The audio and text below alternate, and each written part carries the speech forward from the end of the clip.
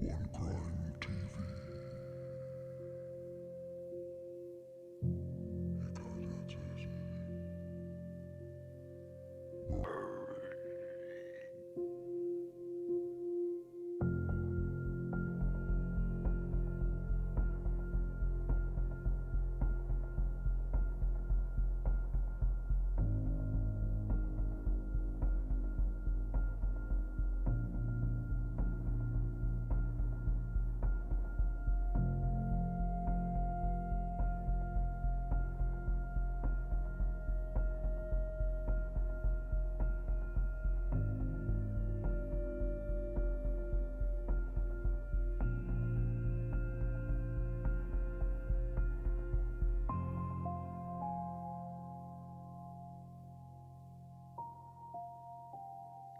You're watching One Crime TV.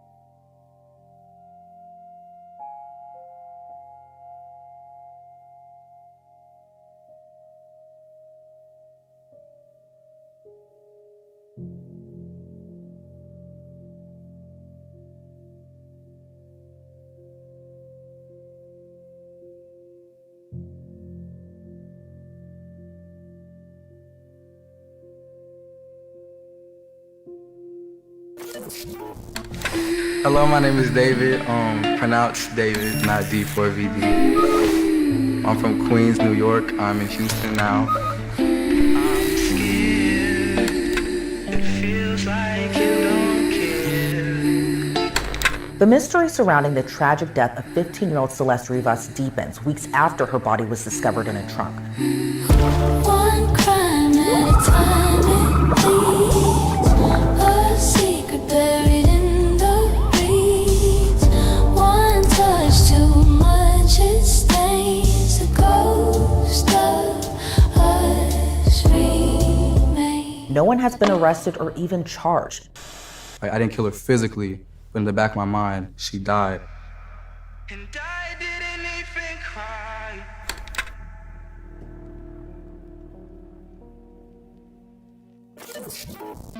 Welcome to One Crime TV. I'm Mr. Black. It's good to see you all. Please let me know that you can hear all the audio and everything's coming through clear. I would very much appreciate that. How are you? Where are you from? Where are you tuning in from? I'm in Latvia, and here in Latvia, it's 2 a.m. It's 2:11 a.m., and we are at 109,000 subscribers. Thanks to you guys. It's a pleasure to see you all. Well, I can't see you, but you can see me. Let me know how it sounds, how you can hear me, and where you're from. Wow. It's a nice chat. Good to have you all here. I've got on my Taylor Rowland's brother and security shirt. I told you guys I would get one made and wear it. Thanks to Louise from Derry, Northern Ireland for making that for me. Shout out to Elaine and Michael. Congratulations on your big news. And it's good. It's good to be here. Got a good show lined up. I want to talk about some stuff. I want to talk about the Runaway Train series that I started, I guess, about 3 years ago. The Runaway Train, if you're not familiar with that, hell, you know what? Let's just start here. If you're not familiar with me, let's start at the start. So I started on YouTube. As you can see, by the way, I'm not AI. I'm Amy. That's as close to an AI as I can get. I started on YouTube. I guess I think the first upload I ever put out was December of 2016. And what I wanted to do is I wanted to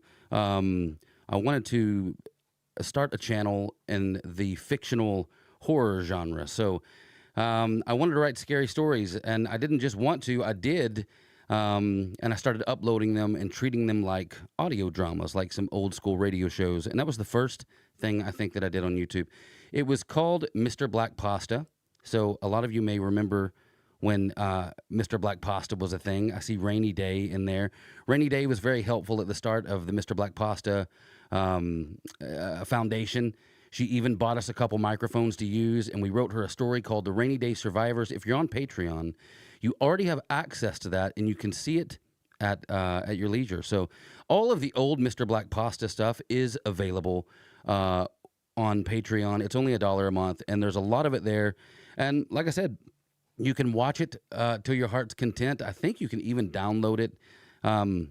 If you can't, just let me know. I'll get you something sent over if you're a Patreon, or I'll link you to where they are. There's a lot of them. Now, this would be fictional horror. This is not true crime. This is not anything that's true. It was back when I was on my R.L. Stein Stephen King trip and wanted to do something like that. So from there, I guess, in what year would it have been? Somewhere around COVID, I guess. 2021, we moved to Latvia from Northern Ireland, my wife and I started this channel called The Disturbing Truth, which was true crime, and it was focused on really horrific true crimes. And I think that's where a lot of you came from. To be fair, I think a lot of the fans that were on the Mr. Black Pasta channel actually came from there, because when I left and started working on that channel, we had about 18,000 subscribers on Mr. Black Pasta, and at the end of it, when I came back, there was about 40,000 on Mr. Black Pasta. So clearly, a lot of them had come from The Disturbing Truth. So, but now we're at One Crime TV. I sold The Disturbing Truth to the Law and Crime Network. Worked with them for a couple of years. It just wasn't going the way I wanted to go. So I left. We stayed on good terms. As you probably notice, I get a lot of emails and comments from people saying that the Law and Crime is stealing my content. They're not. I allow them to take it and use it. We remain good friends, and they push me here, and I help them out wherever I can there as well. But now we've got One Crime TV, and that is where our home is, and that is where it's going to continue to be. There's also, I see somebody talking about the comedy channel in the comments there. Kathy Green, I hear you. There is another channel called Cringe Against Humanity. That's cringe with a K, and that was completely different from this. You probably wouldn't even recognize my character there. So a lot of that was me and Tom. That was me and Tom. We had a lot of fun reacting to cringy stuff and making fun of it. It's still there. You're still welcome to go watch it. There is a chance that one day I may go back and make some more. I really enjoy that content, and it's a good palate cleanser from true crime.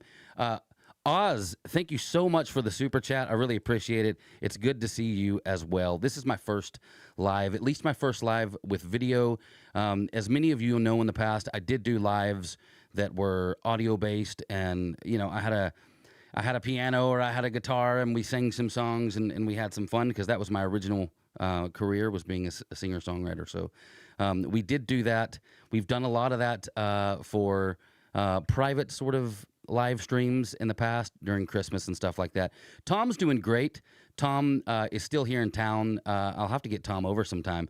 I need help shooting some stuff for some upcoming projects. Speaking of upcoming projects, we've talked about the Runaway Train series, so that's where we're going. The Runaway Train series started back on The Disturbing Truth when I had this idea that I wanted to look and see what happened to the kids that were featured in the song by Soul Asylum, Runaway Train. There were kids featured every so many seconds in that song, and depending on where you were in the United States, it featured different kids that sort of coordinated to that area. All these kids were missing children. So I wondered how many were featured in total and how many, were left. So once I started digging into it, I realized that, wow, there were 36 kids featured in the United States, and 10 of them or so, or it might have actually been more at the time. Maybe it's 11. 11 were missing. And then in my research, over a couple of years of research, I ended up finding some crazy details. Actually, I think there's one extra kid that we could put on the list, but he was never featured in the actual music video, but he was alongside one of the girls that was featured, and he also went missing. And to top it all off, I dug and spoke to neighbors and reached out to family members and spent so much time on that specific case that I actually think we might know where the girl and the guy are buried. So there's some really cool news I would like to bring you in on when it comes to that case. But I thought maybe instead of just like jumping into the news, for some of you who maybe don't know what's really going on with that documentary or with that movie or with that project, whatever you want to call it, I figured the first thing we'll do is we'll just run the trailer for you now. In case you missed it on the channel, this was my trailer for the Runaway Train series. It was going to be called Neither Here Nor There, which was a small sample of lyrics from the song A Runaway Train. Also, Mallory Beavers, thank you very much for the super chat. Yeah, I'll definitely do more live as long as I don't mess this up. So anyway, here is my trailer for Neither Here Nor There, and after this, I'll explain to you what's going on with that project. Enjoy. Well, what do you know about that night? You tell me what you know, and then I'll tell you what I know.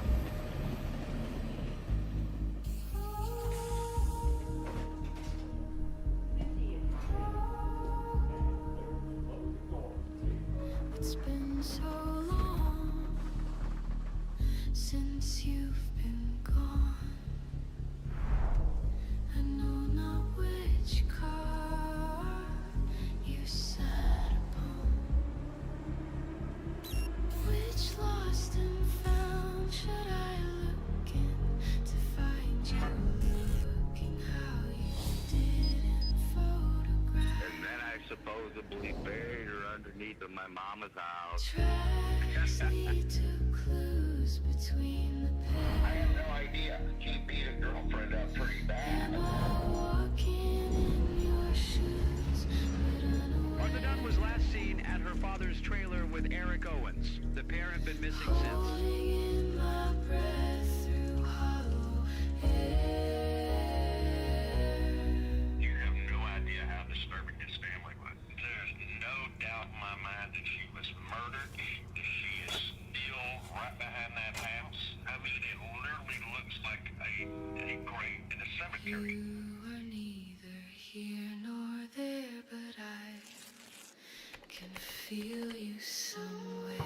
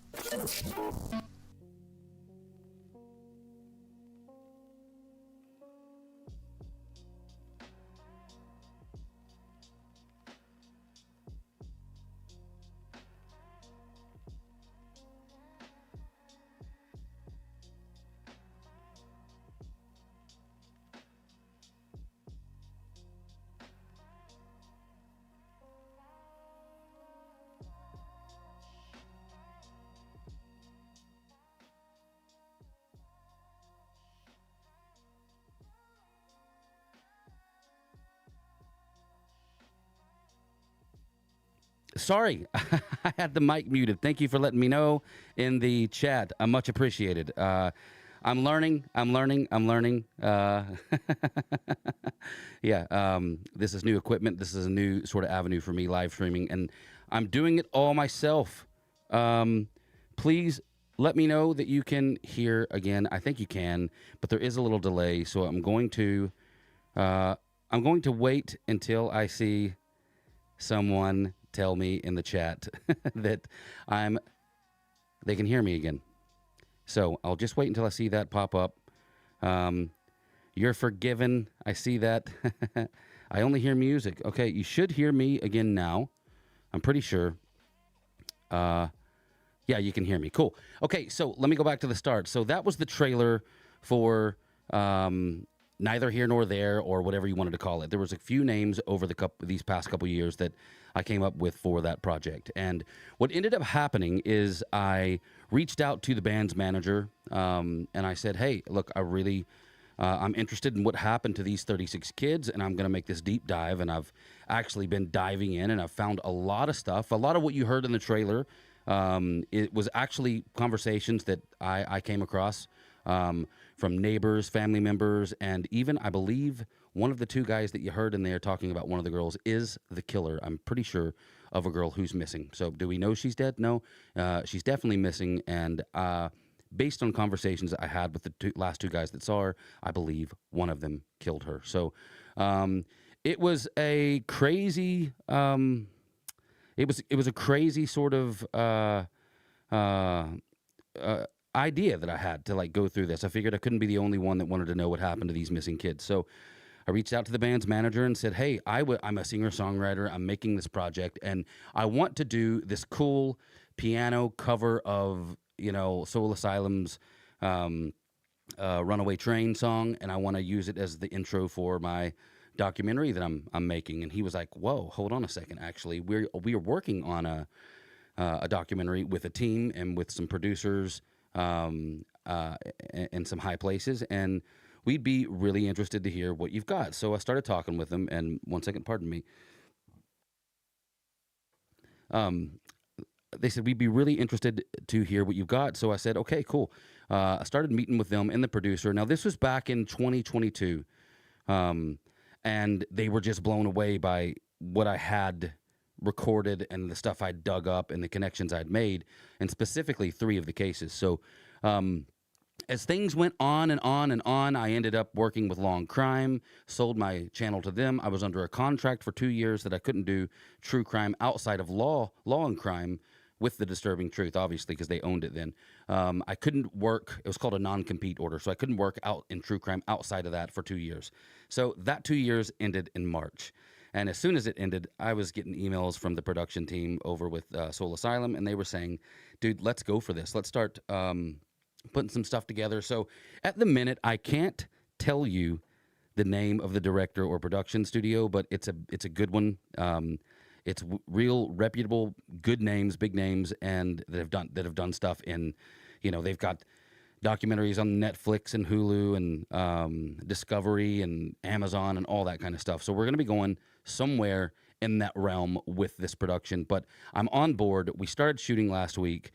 And let me tell you, it was an experience to sit here and have a full production team talking at me through monitors and sort of guiding me on, camera angles and stuff and what to do. It was really fun. It was a real good experience. And it looks like if we can get this put in the right place in front of the right studio that can put money behind it, which they're very confident that we will, then we could see ourselves out on that property where I think this guy and girl are buried, digging to try and find their bodies. These are bodies that went missing in the early 90s. So it's going to be a really cool place for me to be in.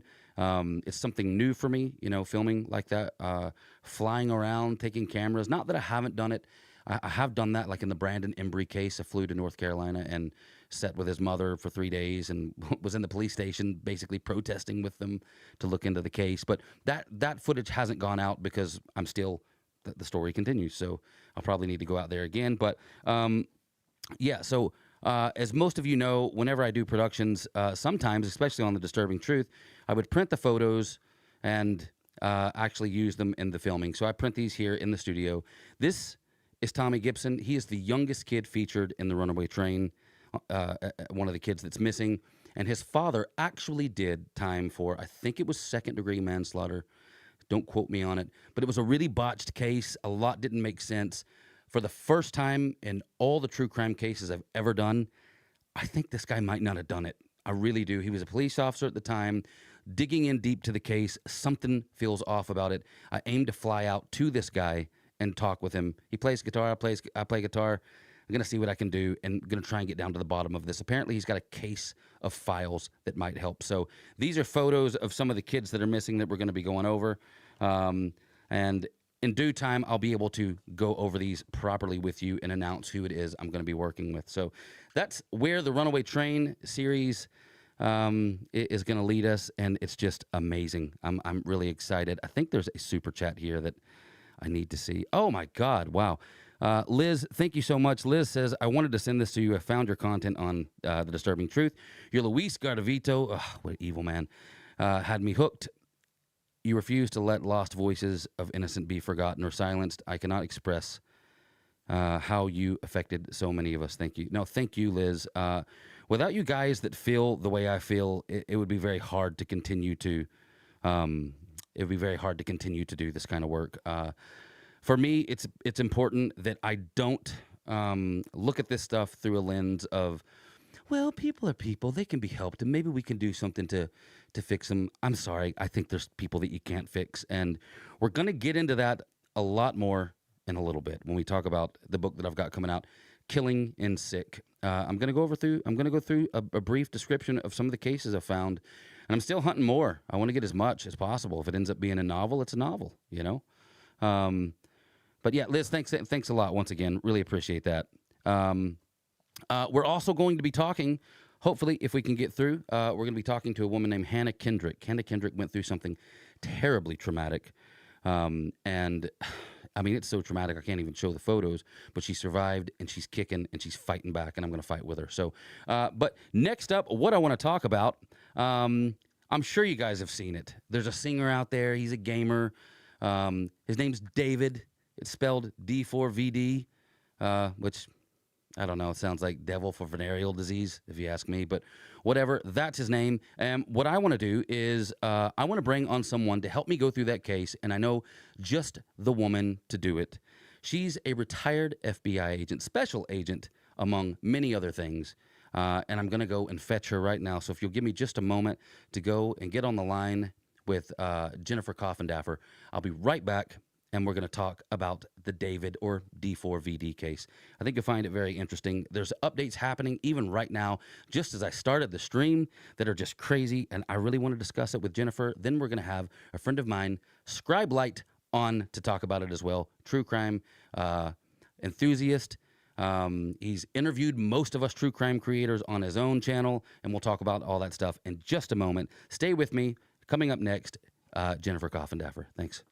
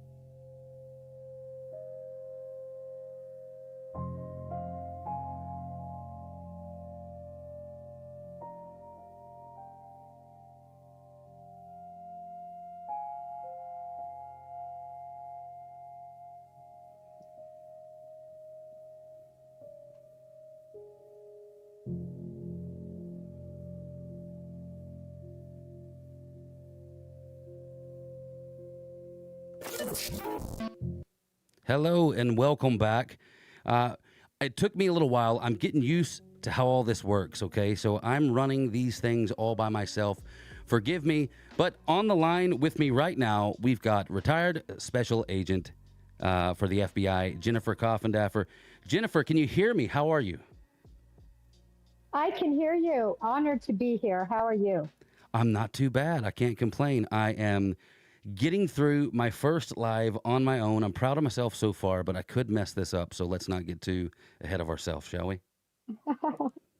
Well, congratulations. Thank you very much. It's 100,000 subscribers. I'm very, very happy to have all these people here joining us. Jennifer, let's talk about the David case. First of all, introduce yourself and tell me a little more. I was looking some stuff up about you. Of course, Jennifer Coffindaffer, retired FBI special agent. You can find her at YouTube at Break the Case, does great work there, and on X at Coffindaffer FBI. Jennifer, explain to these people why these type of cases are things you look into. What tickles your interest after being retired from the FBI? Well, what a great question. I tell you, once you retire from the FBI, you can always keep your hand in it. I've been instructing firearms and self-defense since I retired in 2016 and working as an expert witness for various attorneys throughout the United States on different cases involving homicides. And of course, I found it very interesting when I really discovered social media and the true crime venue. And it's so cool to be linked up with people who also follow and care about true crime.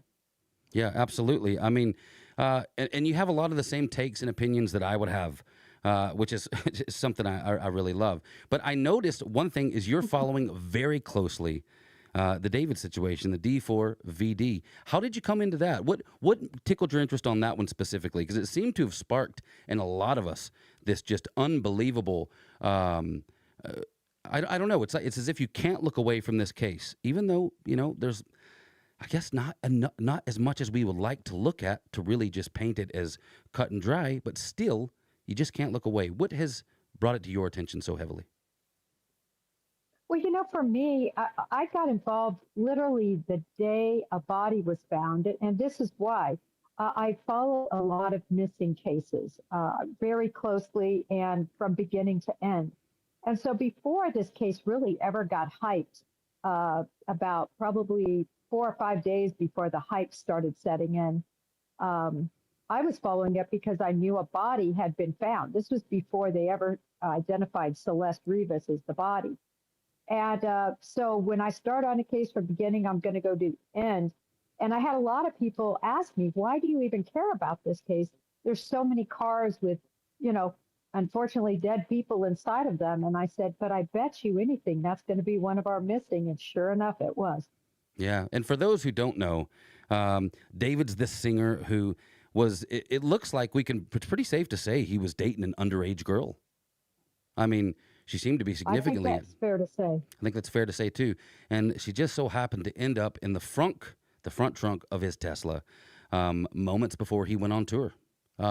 It's a scary situation. Now, here's the thing that a lot of people are kind of confused on, and I know you've done some little home experiment tests to kind of surrounding this side of the topic. Was this young girl dismembered, or was she put into this frunk?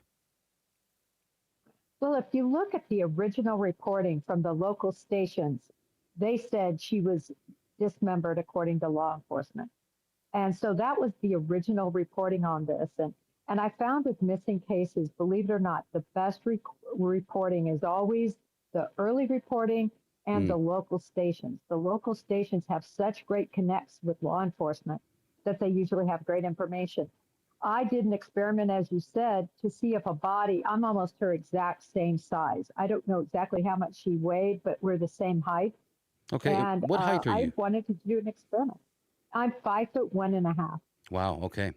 And so what I understand is that you had correct me if I'm wrong here, you had your husband attempt to put you in as you lay completely still, to attempt to put you in this frunk to kind of fit you in to see if you would fit in. Is that correct? That's exactly correct. Okay. He put me in a plastic bag, which in and of itself really was almost impossible for one person to do. And he's about 5'11", 170, works out every day. I'm not saying he's some huge muscle man, but I'm saying he's in shape. And certainly weight wise, he should be able to lift me.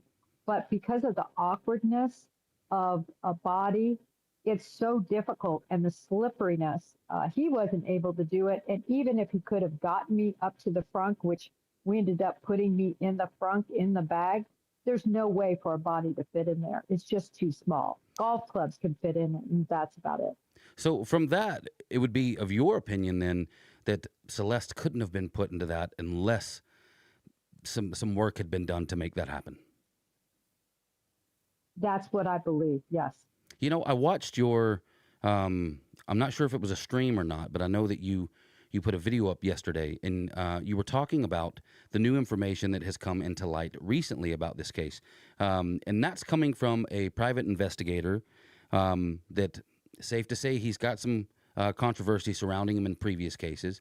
But he made a statement that when he was he was hired by the owner of the mansion that David rented, that was rented to David, where David lived, basically. And he was hired by the owner of that residence because the owner clearly wants questions. He wants answers to questions about this case. It's his mansion. Did somebody die, get, dismembered or get killed in his mansion, an underage girl? I can understand where he's coming from. So he's given access to the PI. He's given the cameras surrounding the property. He's given access actually to come into the property. And one thing that I thought, now we can get to the fact that he saw who was driving the Tesla that Celeste was in, or what her body was in. We can get to who was driving that in a minute. But what I found even crazier was the fact that the PI said that while he was in the residence, he saw some stuff that was just crazy, that would absolutely be stuff you would use to get rid of a body. Now, he said it was stuff that hadn't been used, and I was wondering, what do you think that is? Could this be like tools, or do you think it was something chemical? He made it sound like it was tools. And also, to add on top of that, he found information, it would seem, that talked about, he says, quote, the most sadistic, mind-blowing information about their plans for Celeste. But then he goes on to say they didn't follow through with those plans, I believe, because the evidence that we have now with her being in the front doesn't line up with the plans he found. And I think the bigger issue with this that I find very interesting is that law enforcement missed it, right, when they served that search warrant. And that poses a lot of issues for the case, in my opinion. Mm-hmm. Yeah. Now, so we could probably move on then to who was the last one driving that Tesla. Now, he made the statement that the person driving that Tesla parked that Tesla there before they went on tour. So are we talking about David? Are we talking about somebody that tours with him? Or are we just talking about somebody did it before the other people went on tour? What do you think's happening there? Well, even more information now has come out that it might be an individual known as Neo, N-E-O. Okay. And they had an online presence and a personal presence together with one another. And the PI is very specific. He says the person that parked that vehicle was dressed in a very unique clothing, and he saw pictures of this person in the same unique clothing. So that's how the PI and obviously law enforcement know who this person is. This is no mystery. But he makes it clear that David leaves right after the vehicle is parked, which makes me believe it is somebody who would have been on tour with him. Man, it's a crazy case altogether. I saw something just before I started the stream. Someone posted, did David use real blood in his merch? And just the ideas coming out around this. I mean, a lot of it's going to be clickbait too, but just the sheer ideas and the mess surrounding this is just insane. Now, we know that David also was a fan of watching gore and a fan of watching beheadings, according to what's been said in places like his Discord and online. You got to wonder if that plays a part in this. You know, I mean, if it turns out that he did kill this girl and he did dismember her, you got to wonder how much that kind of stuff plays a part in it. Is desensitizing ourselves to this content really a good thing, especially when it comes to watching actual death and murder? I mean, I think it's one thing to hear about it in a true crime show. I think it's one thing to be interested in the story and how things pan out, the web, how everything connects. But when you're just sitting watching senseless, real murder, is that good for you? Have you ever dealt with any of that kind of stuff in your career? Have you ever had any cases where you know that specifically played a part? Absolutely, particularly in cases that are heinous. A lot of the gang cases and things like this, individuals become sort of obsessed, if you will, with gore and blood and, heinous things. I mean, Brian Koberger was definitely in that vein as well. And that's where, in this situation, I really believe it's not, uh, it's art imitating life.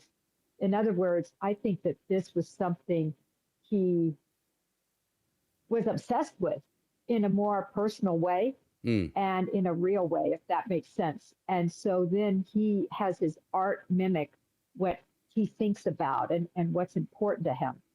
And, that's pretty usual, but it's pretty scary when it's things like, as we saw in his video, throwing somebody in a trunk and being covered in blood. I mean, doesn't get more related to this case than that. Well, yeah, of course. And I mean, look, you could easily, people could play devil's advocate and be like, well, what about Eminem, But Eminem didn't end up with a body in the trunk of his Tesla, There's a big difference there. So it does look very sketchy. These music videos. I mean, I guess the only other thing you could say is that maybe somebody's trying to frame him, but I mean, I think it gets a little too movie-esque then, and I think often the simplest explanation is kind of it. I mean, you made a very good point too yesterday on your stream that what was it? The last picture of Celeste that was seen alive, or the last time anyone had seen her alive, was something like January 2nd. Was that correct? That's correct. At least that the PI saw in all the pictures that he had, which apparently there's a lot of pictures. And my understanding is that those pictures were at another residence. Is that correct? Or were they in that actual mansion? No, apparently there were no pictures of Celeste with that mansion as the background. So it's believed that she had a place in LA or another place, but all the photos apparently of her, at least according to the PI, were taken someplace other than the mansion. Yeah. You just wonder when an arrest is going to be made, and are we going to be shocked? There's a lot of talk about people in his band, his brother, his mother, and at the minute we just don't know, do we? We don't know, but I think police will be getting close. It's a difficult case because even the person who parked the car, they can't prove that that person would have had knowledge that she was in the car necessarily, right? I think we all believe anybody who parked that car would have smelled stench and been wondering what happened to this car. It's so dirty, it's banged up. Why am I taking a $100,000 Tesla and parking it on, the side of the road? So anyone with common sense, but police can't go on that, right? They have to actually have truth and facts. So they're going to be looking at all that DNA in the front. I mean, nobody gets in the front. It's not a usual place to get into because there's also a trunk. So I think it'll be very interesting to see what DNA turns up here. Yeah, and I think there's been a lot of I've seen a lot of people online talking about how come they haven't made an arrest, and he should have been arrested, and how long is he going to get away with this? And correct me if I'm wrong, but I think the problem here is determining her cause and manner of death, which seems to be indicative of the fact that she's been in there for so long. I think she's probably been in that trunk a lot longer than we think. What do you think? Right. I mean, I agree with you, especially if we're to judge from that last picture that was seen January 2nd. Just that date bothers me because the New Year's time is a time where people commit suicide. It's a time with heavy partying. I'm just offering some different options. It's a time of right? Rebirth and doing crazy things. That's what New Year's is all about. And so the fact that on the second everything changes, right? Another Tesla is leased, a red Tesla. This car is, apparently abandoned. According to the PI, it wasn't driven after January. And February 1st, the new red Tesla was rented. So that I find all very interesting. Could she have been deceased since February 2nd or February 3rd? I'm sorry, January 2nd or January 3rd. That's a long time. And I totally agree with you that a forensic anthropologist is their only hope in solving the cause of death. Yeah, it's going to be very, very hard, I think, I've heard of cases where, recently I heard of a case where a guy had shot his 3 family members in the house and left them there for a week, and cops, they died by gunshot wound, and it took forensics a long time. It took them weeks and weeks and weeks to actually to determine a cause and manner of death. They just couldn't do it because of the decomposition, and that was only a week. So you can imagine if this girl's sat in this trunk for months, you can imagine what they're dealing with. Yeah, exactly. Especially LA, in a plastic bag where all that moisture is going to lend itself to faster decomposition. The heat is always also going to lend itself to faster decomposition. But forensics anthropologists are amazing, but it takes time, and and that's what's holding this whole process up. Sure. When you get into cases like this, because you're into them all, I see you on X. You're constantly into them all. Do you ever want to just dive back in? Do you ever want to just dive back into your work? Well, I have to tell you, doing the expert work, which is really my real job, I'm in it every day. I'm reviewing police reports, I'm reviewing reports of interviews, preparing for depositions, preparing for trial. So I'm in the thick of real cases every day. But on the side, I really, I see this as an opportunity to advocate, first of all, for victims, hoping that if you keep talking about victims like Celeste, that balls won't get dropped and it just won't go away. How many cases have we seen that go unsolved and we have no idea what happened? For instance, Sebastian Rogers, Summer Wells, these are missing cases that no one has any answers to. But, if you can keep their face and name out there, you can hope someday there'll be answers. Absolutely. You hit the nail on the head there. Really talking about it, keeping talking about it is what keeps it fresh. For instance, I live in Latvia, and there was a case that happened, I guess, 25 or 30 years ago, where a guy targeted kids in a kindergarten. He actually called into the kindergarten and asked where the kids sleep, and thinking that it was just another parent, they told the guy, and the next day he came in and he executed 3 little girls. I'm talking kindergartners. Well, now in Latvia, he has served his time. He will be released. There has been no efforts to rehabilitate him. When he did it and he was caught, he said that he planned to do it and he wanted to do it, and he would have got more if he could, and he'd do it again. Well, this guy will be released soon, probably with a new name, free to go wherever he wants. And because in Latvia there's no FOIA, there's no freedom of information, there's no open records here, people have forgotten. And kind of the only reason that my family even knows about it is because we've got somebody in the family who happened to be on the police force in that region when this happened and had reminded us of it. So people aren't talking about that here, and I think that's what's really good about the United States is that we've got open records, we talk, and we're free to do so. So you're hit the nail on the head, Jennifer. Jennifer, it's been a pleasure to have you. I know you've got to go and jump on News Nation. Thank you very much for jumping on One Crime TV. Hope to have you on again. And please keep in touch. Is there anything else you'd like to add before you go? Well, I want to add that congratulations on 100,000 subscribers. What a wonderful thing to achieve. And I'm sure your subscribers are awesome. And so just thanks for having me on. Hey, they're pretty amazing, and it's an absolute pleasure to have you. We'll be in touch. We'll connect again, and we'll do this again. I'm sure there's going to be updates on this, and I'd like to do a live stream again, so I'll reach out to you when it's time. Thank you, sir. No, thank you. Well, that's Jennifer Coffindaffer. And this case with David D4VD, I don't really know what to call him. It just keeps going. Up next, we're going to bring on a good friend of mine. You might know him. You might not. He interviewed me a long time ago. He's interviewed people like The Misery Machine and a whole host of other true crime creators. He goes by LightScribe. He recently did a face reveal, and I still don't know what he looks like. So I've got to use a picture of his profile. I've got to use an image of his profile picture, which I'm going to put up on the screen. And yes, I saw some of your comments there. Half of you like the animated photos and half of you don't. Well, if you came from The Disturbing Truth, you probably know that for the last 5 years, I have animated photos. It started all with just the photos blinking, some slight movement, and it has escalated, and it's just something you're going to have to get used to. It's a bit of nostalgia. Tell me what you think in the chat about this David case. Are you keeping up with it? Do you think he should be arrested? Personally, I think we could probably take him in on the underage thing, but I don't know the laws in California. But it's a crazy one. Yeah.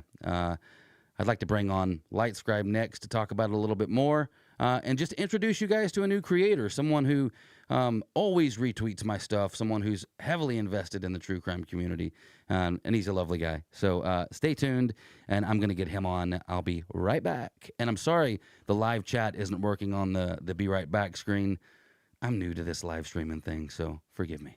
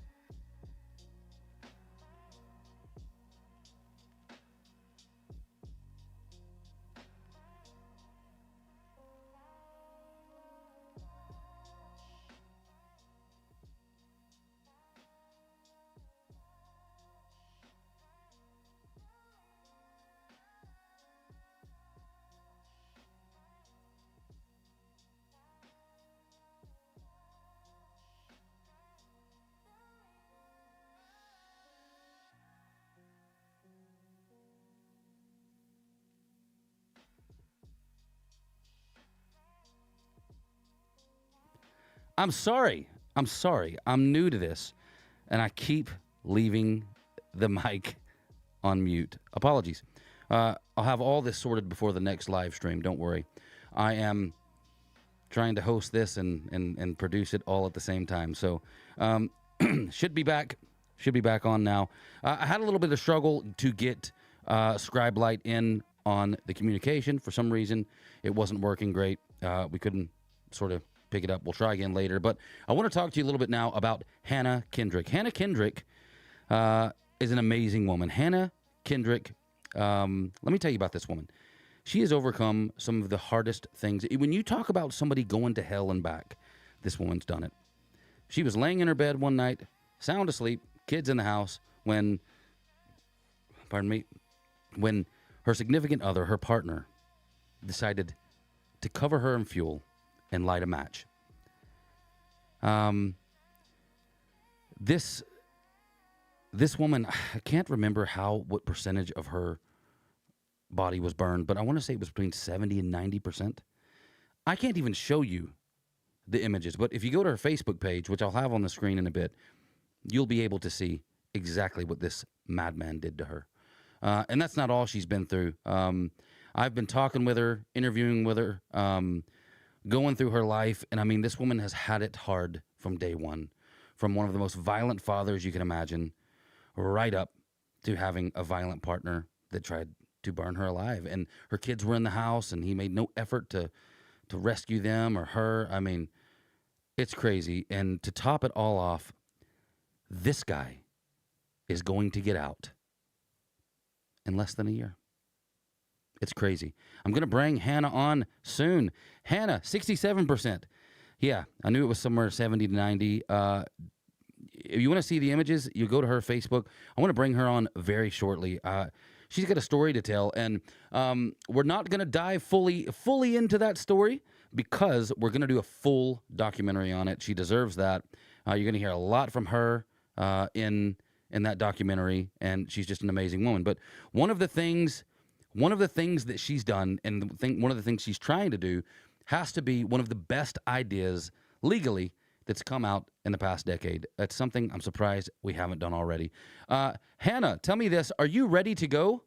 If I called you now and brought you on, would you be ready to go? I'm going to pay attention to the chat. Actually, Hannah, you have my number. Feel free to message me on my private line and let me know if you're ready to go. And if you are, then you know what? I'll just bring you on now. I'm good to bring you on now. I would like to talk to you now. And I think these people would like to hear from you. When I have an audience of 85% women, these are the type of guests I want to bring on. People like Hannah. If you're having a bad day, if you're having a tough experience, if you're going through something, remember women like Hannah. This is a survivor. Hannah, you're good to go? Cool. Let me just cut to break real quick. I'm going to call Hannah and bring her in, and let's talk to her. Yeah. Cool, guys. Thanks.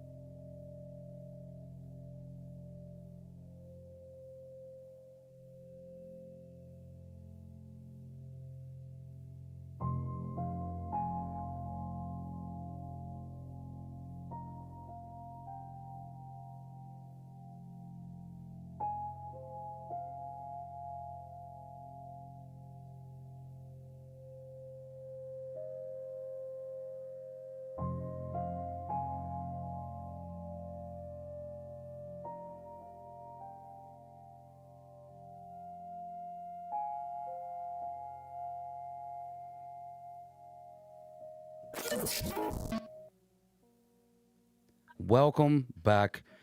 We have Hannah Kendrick on the own. She's a survivor. She's an author. She is I guess you would call it a true crime activist. Hannah, how are you? I'm doing great. How are you? I can't complain. I'm excited to talk to you. I'm glad to finally get you on here and help you get some of your message out. Yeah, this live is amazing. You're doing really amazing. Thank you, Mr. Black, for having me. No, It's Domestic Violence Awareness Month, okay. And look, hey, and on that it topic, was also go ahead. it was also 18 years on October 13th. Uh, it was October 13th, 2007. So I just wanted to, for context, how long. Yeah, it's and it's not long enough for somebody to be getting out.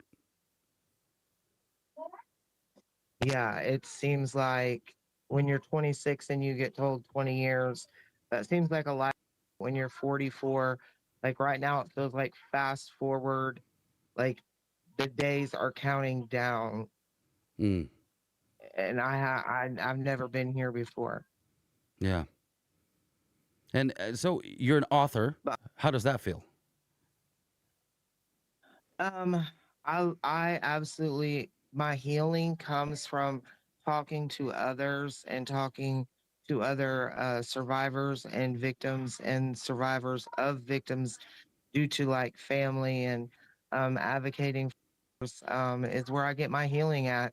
And honestly, I used to watch your true crime when it was the disturbing truth, and I was like, this dude is so amazing. Ugh, And I think the first video I ever watched, it was crazy because I was like into like UK and how they tell our stories. It was amazing to me. And I came in that you shared over in the UK about this horrific mother. I can't remember the name of it right now. My brain Ruth just Neve can't has to be. remember. But which one? Ruth Neve, Ricky's mother. Yeah, Yeah, probably yes. And the she boy was who walked with torturous to all monsters. her children. And then he went and disappeared, and she took like full advantage of the social media, and the boy was just being like tortured somewhere or something like that. Does that recall anything? Yeah, that sounds like Ricky Neve. Or maybe I'm I think I actually interviewed his sister at the end of it.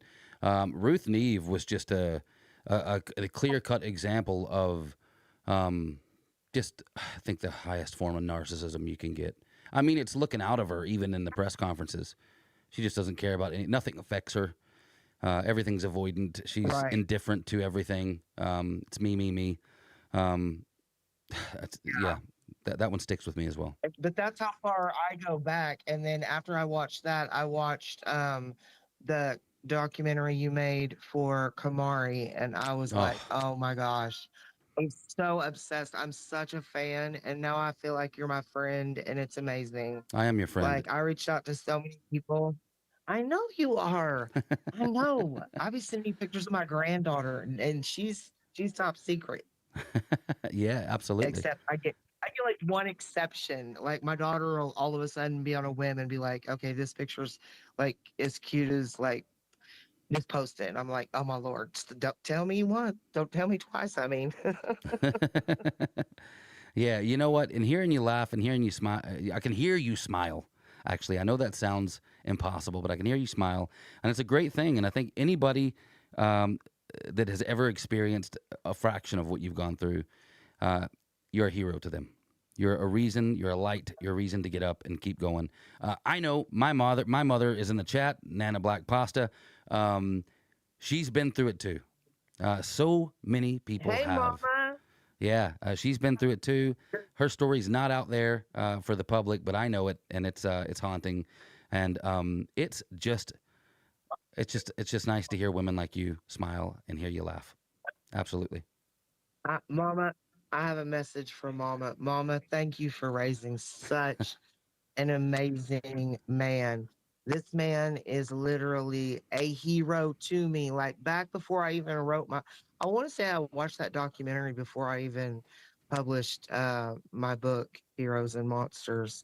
But irregardless, like I never would have imagined that like we are friends. And I thank your mama for I know we don't get to choose what we go through in this world, but we get to choose how we react to it. And you must have reacted amazingly because you raised a man that is literally saving lives. Literally, literally saving lives. So thank you, Mama, for being exactly you. I don't know that I don't know that I'm saving lives, but I know that with the help of you guys and the community, we can do crazy things. Like we're able to help Taylor Rowland. You know, because look, here's the thing: we deal so much with people who didn't survive, and there's not a lot you can do for those people other than be their voice and tell their story. But then when you get the opportunity to do something for, especially for a young one that has survived something horrific, that is where true success is. And even for yourself, Hannah, we're going to do something really nice for you by the end of this. I promise you. I don't know what it is yet, but we're going to do something. We're going to do something because I know you need it too. And I want to make sure that your story. I just want to share my story with everyone, one person at a time, so that they understand that, like, my face was the first thing to catch fire, and my hands is what I put myself out with. And I don't really have scars on either. Yeah, but you know, you And I can was see burnt in the. 67%. You can see, but so You Hannah, can see, like, if you go to Hannah's Facebook page, it's at Heroes and Monsters 81. If you go there on Facebook, you'll see, and it's unbelievable.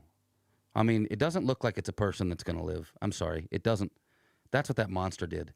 yeah, But she survived, yeah. and she's I'm fighting on back. TikTok. I'm going strong on TikTok. I have been in violations so many times, but I've fought them because they are my pictures, and they have finally allowed it. On my TikTok, I'm just Hannah Kendrick 205, and in my pin, I have two pin videos with my crime scene photos that are in there, that have been approved because I've fought for them. Mm, And then my very favorite video is of my very beautiful three daughters, which were number one, my reason. But now I know that it's for all of us, like, especially after hearing so many stories that I've heard. And Kaylee Malik said it best, on TikTok when she said she was doing what she did for all of us. And that's just how I feel. mm. Like, it's not something that's just for anyone. It's for all of us across the world, in Latvia, everywhere, Yep, Australia. absolutely. Hannah, tell me about your book. I think I've got a little slide here of it too. Okay, so this first off, Well, this was the monster on the screen at the minute. On your end, Hannah, if you're watching the stream, it's probably a little delayed. But this is the monster that that did this to her. I mean, this is don't forget they had kids. Hannah, how many kids did you have at the time when he did this?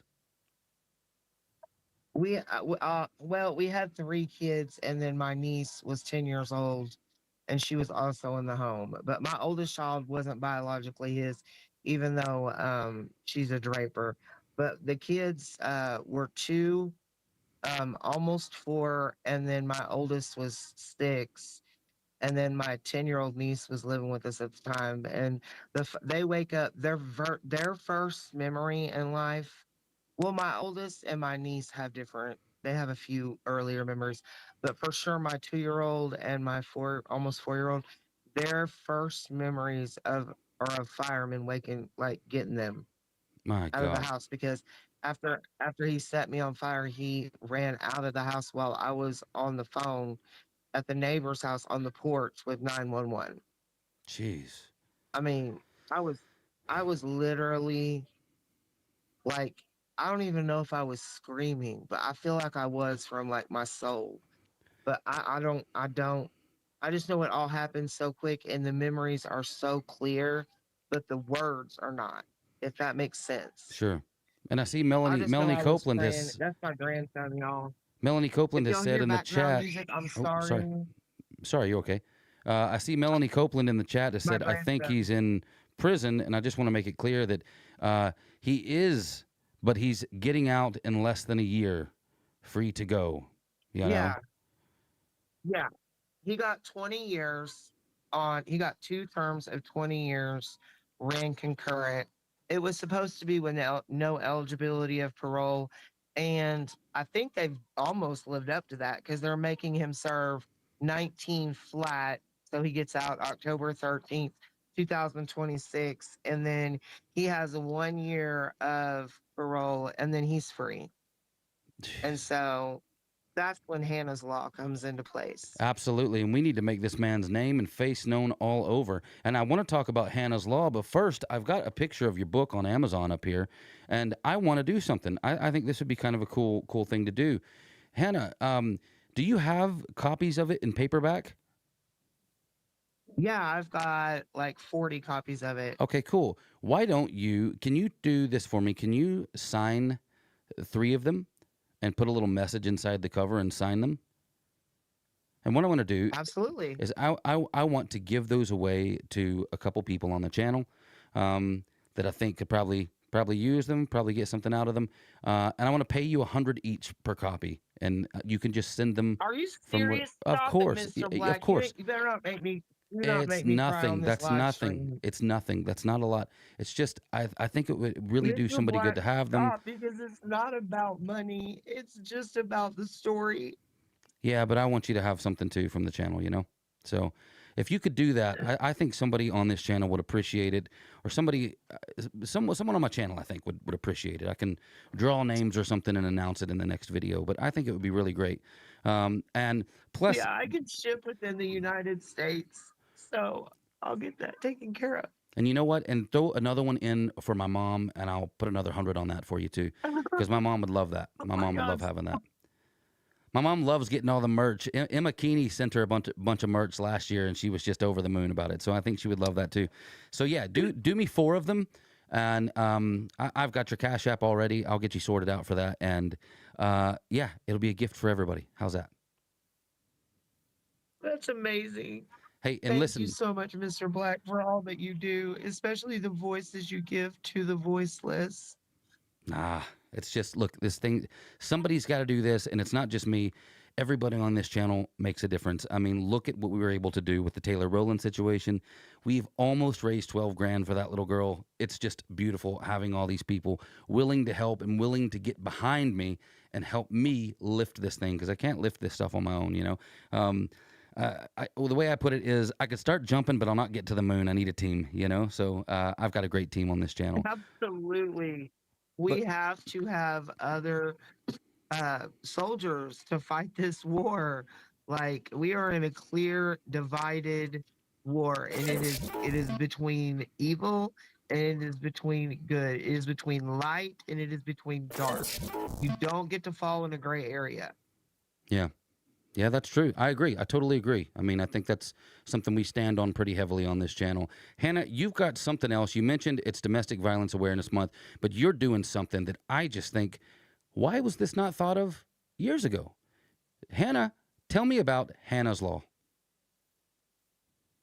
So I started thinking about Hannah's Law whenever I was actually advocating for a girl that I advocate for, named Sarah Gail Ebersole. She's a, excuse me, she's a missing mother out of Reddick, Florida. She was 23 years old. Massive case right now. She has an 8-year-old daughter.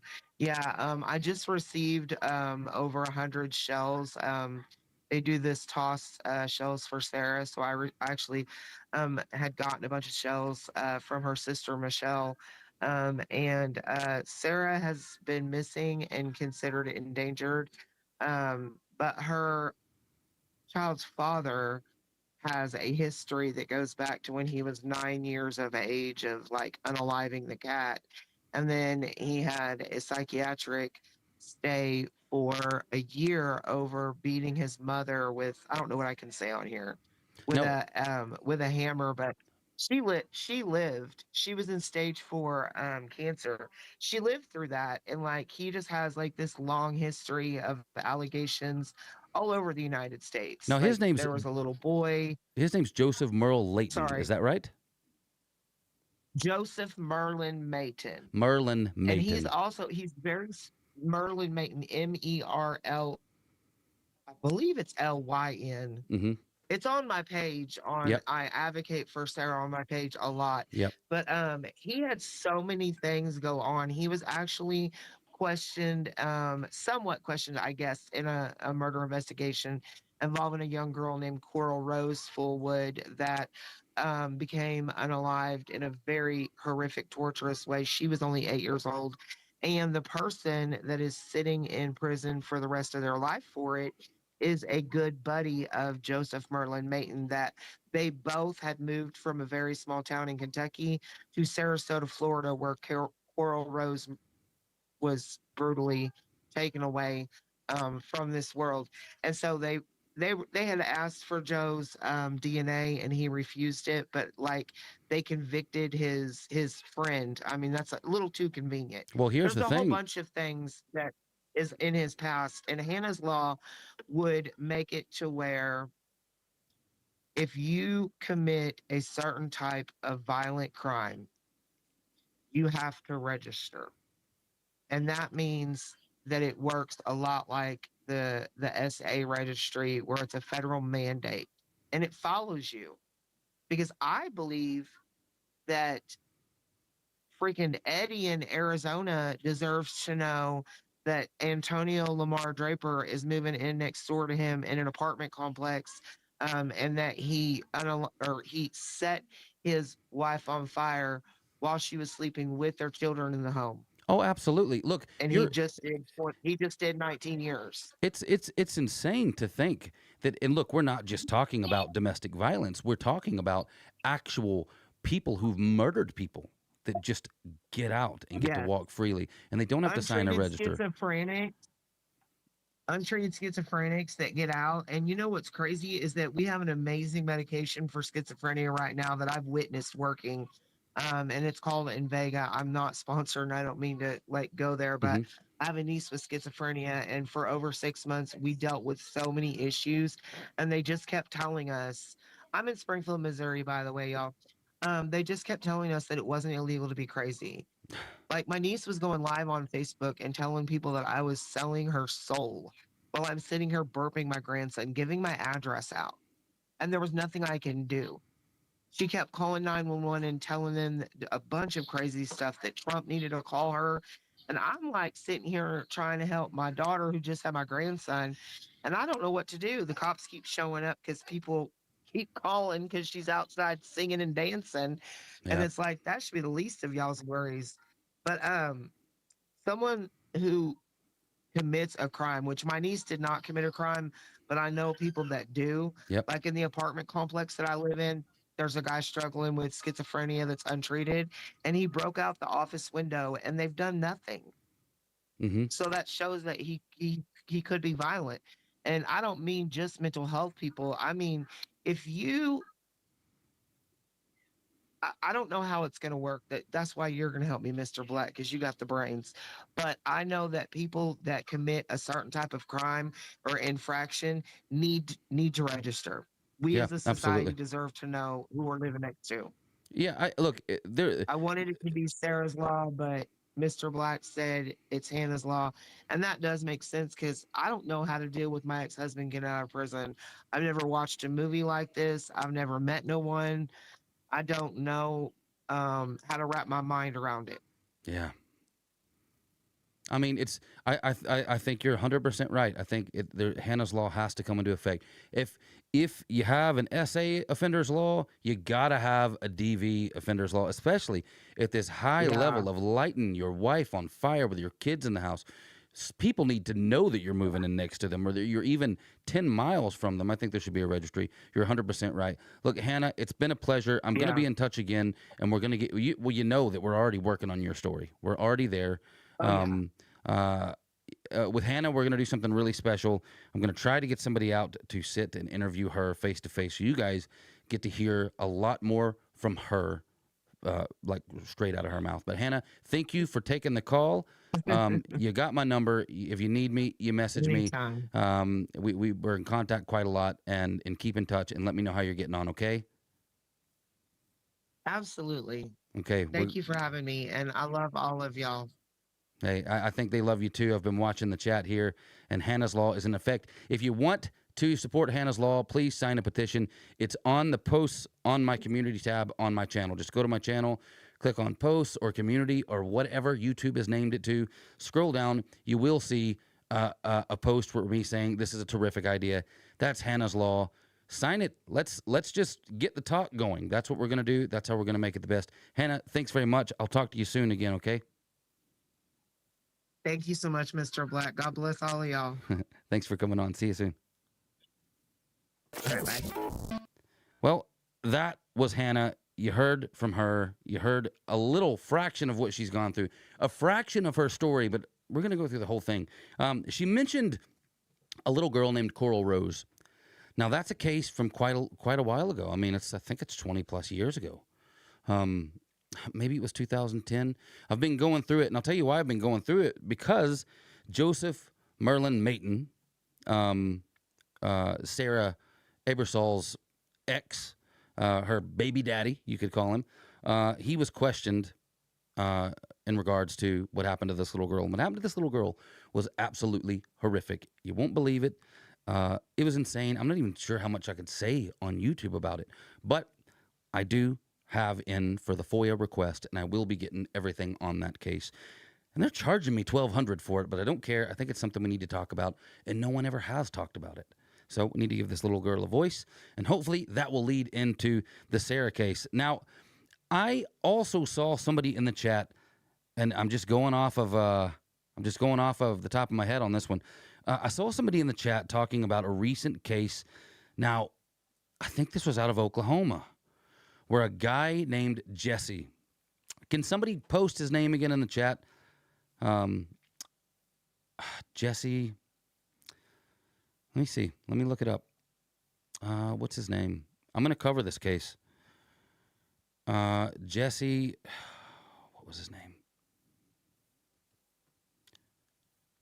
Look, we'll get to it. Okay. So basically, this guy seemed like he was a teenage 17-year-old narcissist, malignant narcissist, maybe I don't know what he is. I'm not a psychiatrist.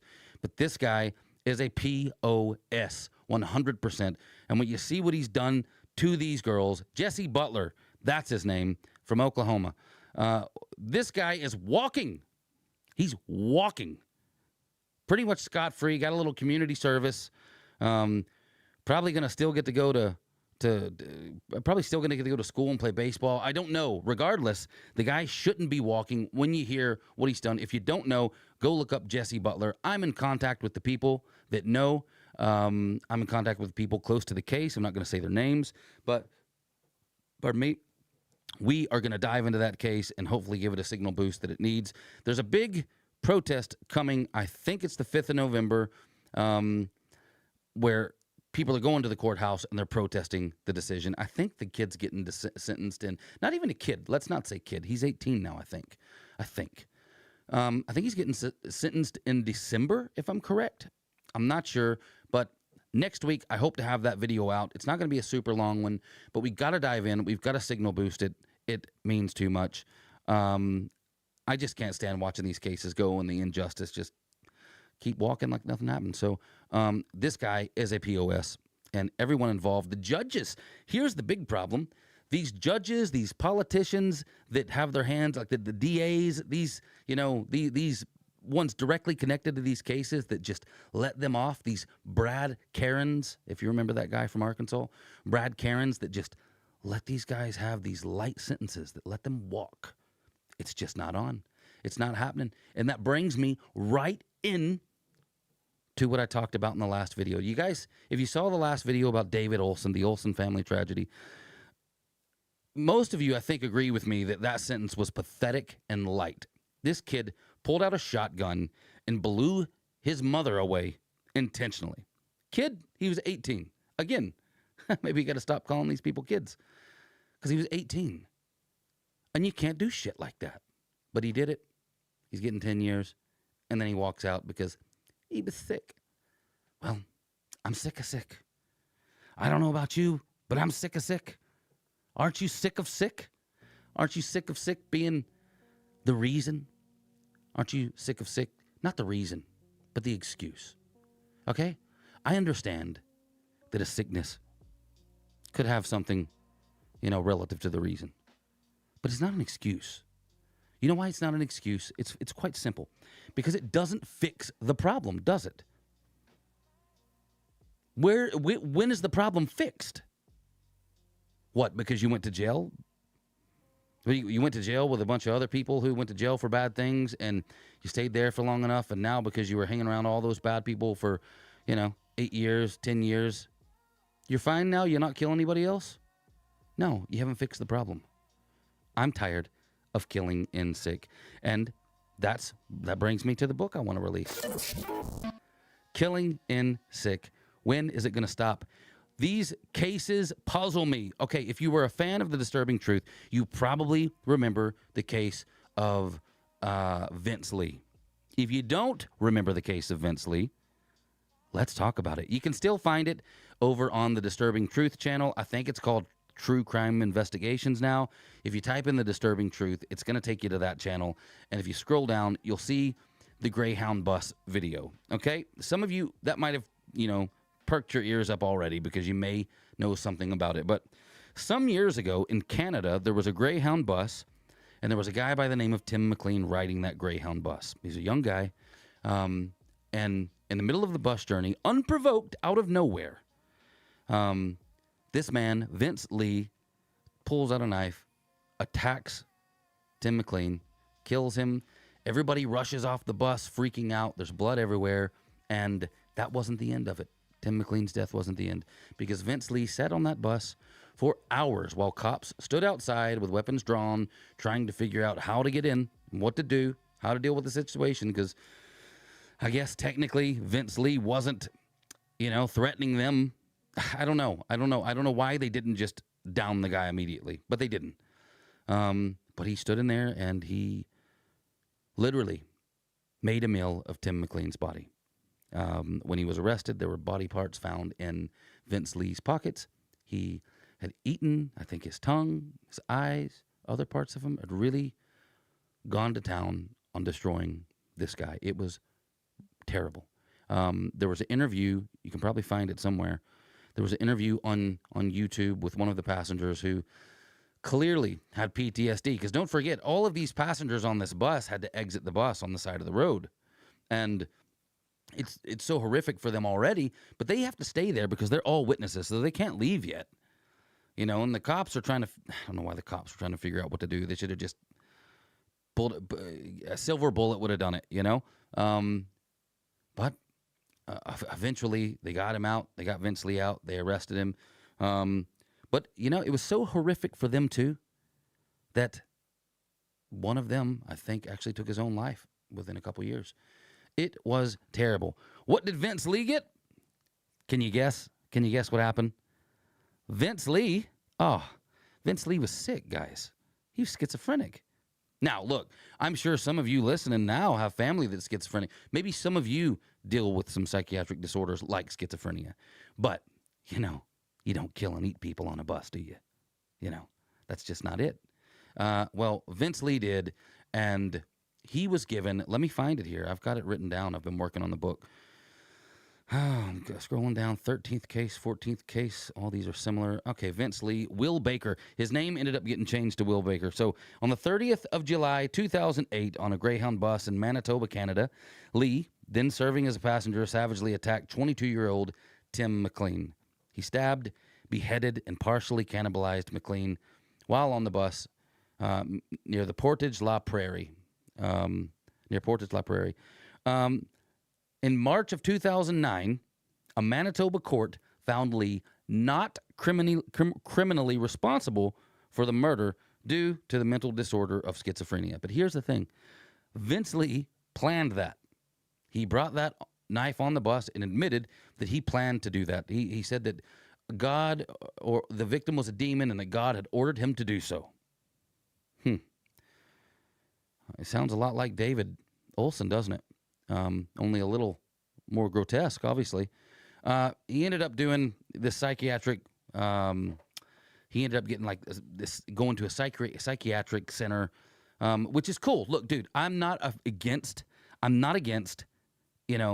If the reason does root back to mental illness, I'm not against taking that person and putting them in a secure psychiatric prison, and whatever goes on, you do the treatment and all that. But here's the thing.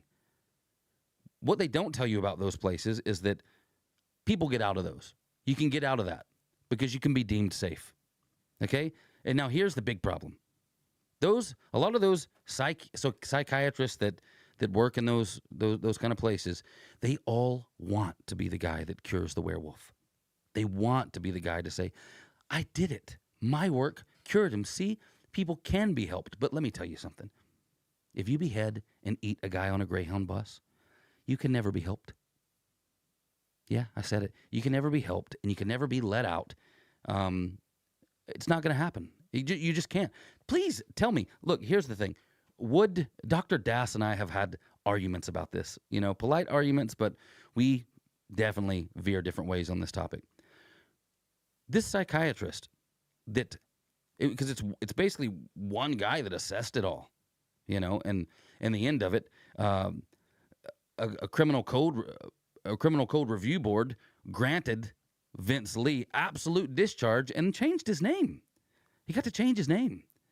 So that was in 2017. So look, don't forget, in 2009, he's found not criminally responsible.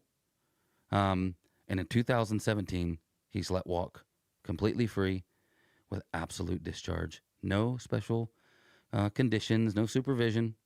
He's deemed no longer a significant threat to public safety, which is just fucking mental, isn't it? Absolute discharge? So he served what, 8 years? 8 years in a psychiatric facility. I'm sorry, that's not long enough to cure your sudden urge to eat people. It just isn't. How can you let somebody out like that? So, okay, so here's the thing, right? So for Killing and Sick, my book, does it really fit the criteria?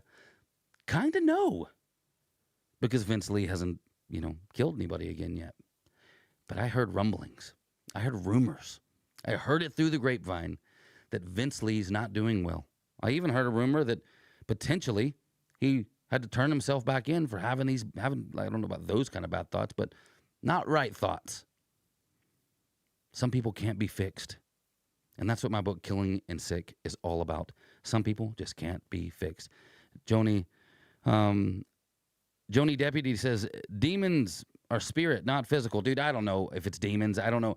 I just know that person is never safe to go out again. I don't care what this psychiatrist wants to say. Dude, there's too many of these cases. Let me just look again. I've got a document here of these cases I've been going through. So many that I didn't know. If you're a fan of The Disturbing Truth, you may remember the terrible British accents I attempted to do on a case about Peter Bryan. Let me see where I've got Peter Bryan here in my form. All the way at the top, I think. This is a crazy one. Dude, the UK is, I lived in the UK for 16 years, Northern Ireland, around Derry. The UK is just ridiculous for letting people walk because they're fixed, isn't it? I don't know. It's crazy. Peter Bryan, March of 1993, he killed a 20-year-old woman. Now, this is a woman that he worked with. He worked for her in her parents' shop. He liked this woman. I think he even had hit on her, and she kind of she kind of shrugged off his advances. Pardon me. And he decided to come back in and murder her with a claw hammer. I think her brother, or like her little brother, walked in and caught him, and he tried to get him too and chased him and maybe even attacked him. I'm not sure, but the girl, he murdered her. Well, he was found to have paranoid psychosis and paranoid schizophrenia, and he was convicted of manslaughter on grounds of diminished responsibility. So he, under the Mental Health Act, he's sent to a hospital. I think it was Broadmoor, which is, I don't know if it was Broadmoor that time. He'll end up being in Broadmoor. Then on February 17th of 2004, he leaves an acute psychiatric ward at Newham Center for Mental Health as a voluntary informal patient. Now this is hours after leaving, from what I'm reading here, from what I remember as well. Hours after leaving, he murders his friend Brian Cherry by hitting him in the head with a claw hammer, dismembering him, and removing brain tissue and frying it in a pan. Now, that kind of doesn't go into detail with all that what happened. Okay, so you can go and watch this. I think it's on The Disturbing Truth. It's called "Something's Off About Peter," or "There's Something Wrong with Peter," something like that. It's over there. Forgive my terrible attempts at a British accent. I thought I was good at it, mate, but it's not that good, innit? So what actually happened is another girl that was friends with them came into the apartment and found Peter. He was walking around, I think, with either without a shirt on and underwear, or without underwear and just a shirt. And Brian was laying on the floor, cut up, and Peter was frying him in a skillet. And when this girl walked in and was like, "Oh, what's going on?"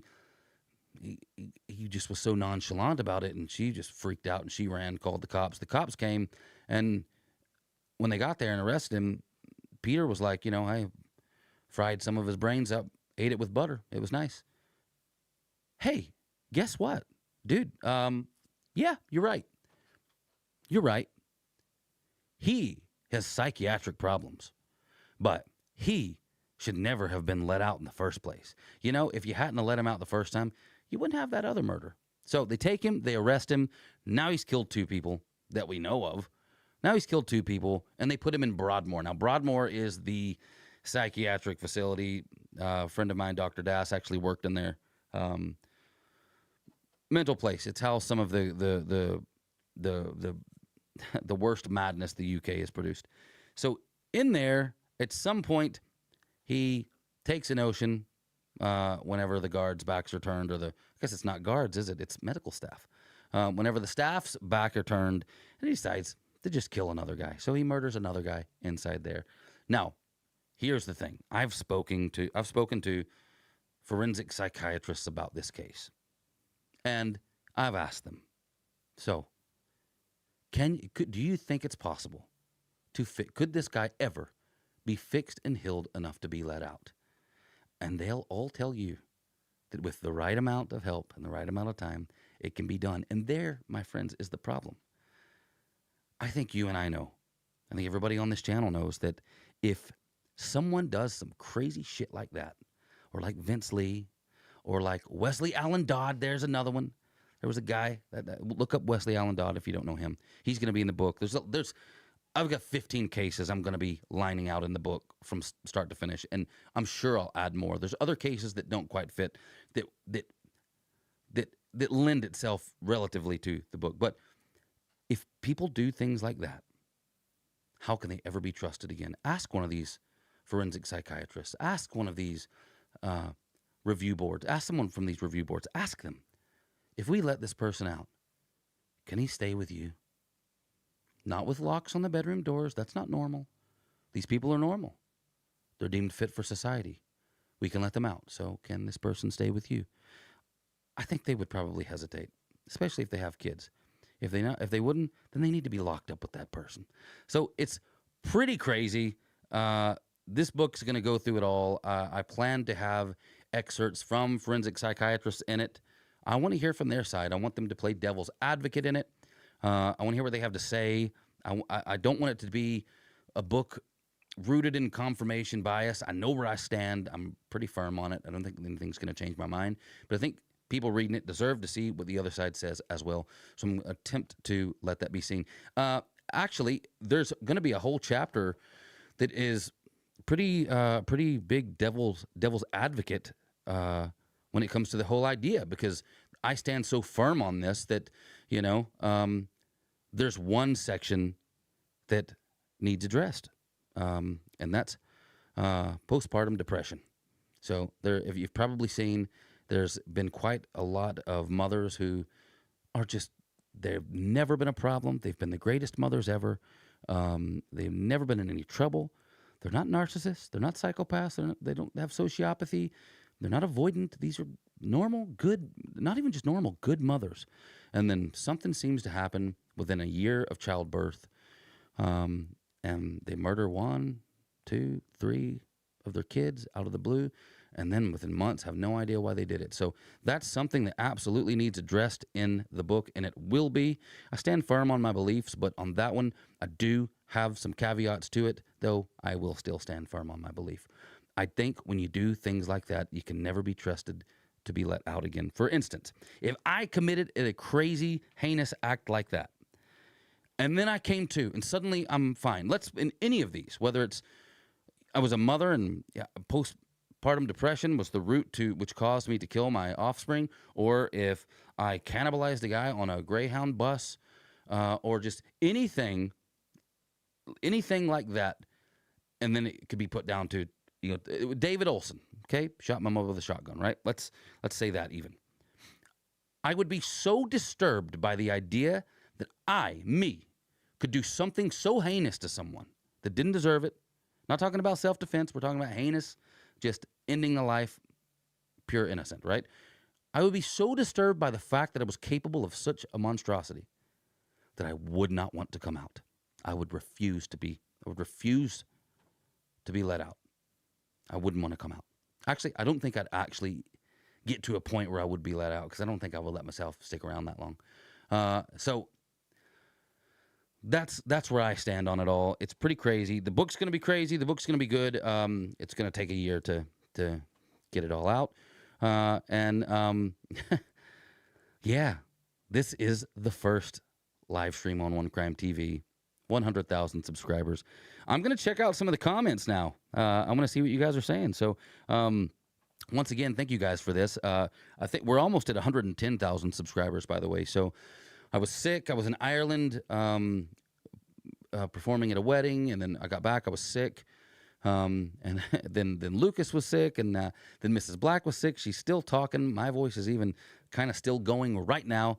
But yeah, I want to see what you guys are saying in the chat. So how do you feel about all this stuff? You excited for the book? You excited for Hannah's story? Tell me. Let me know.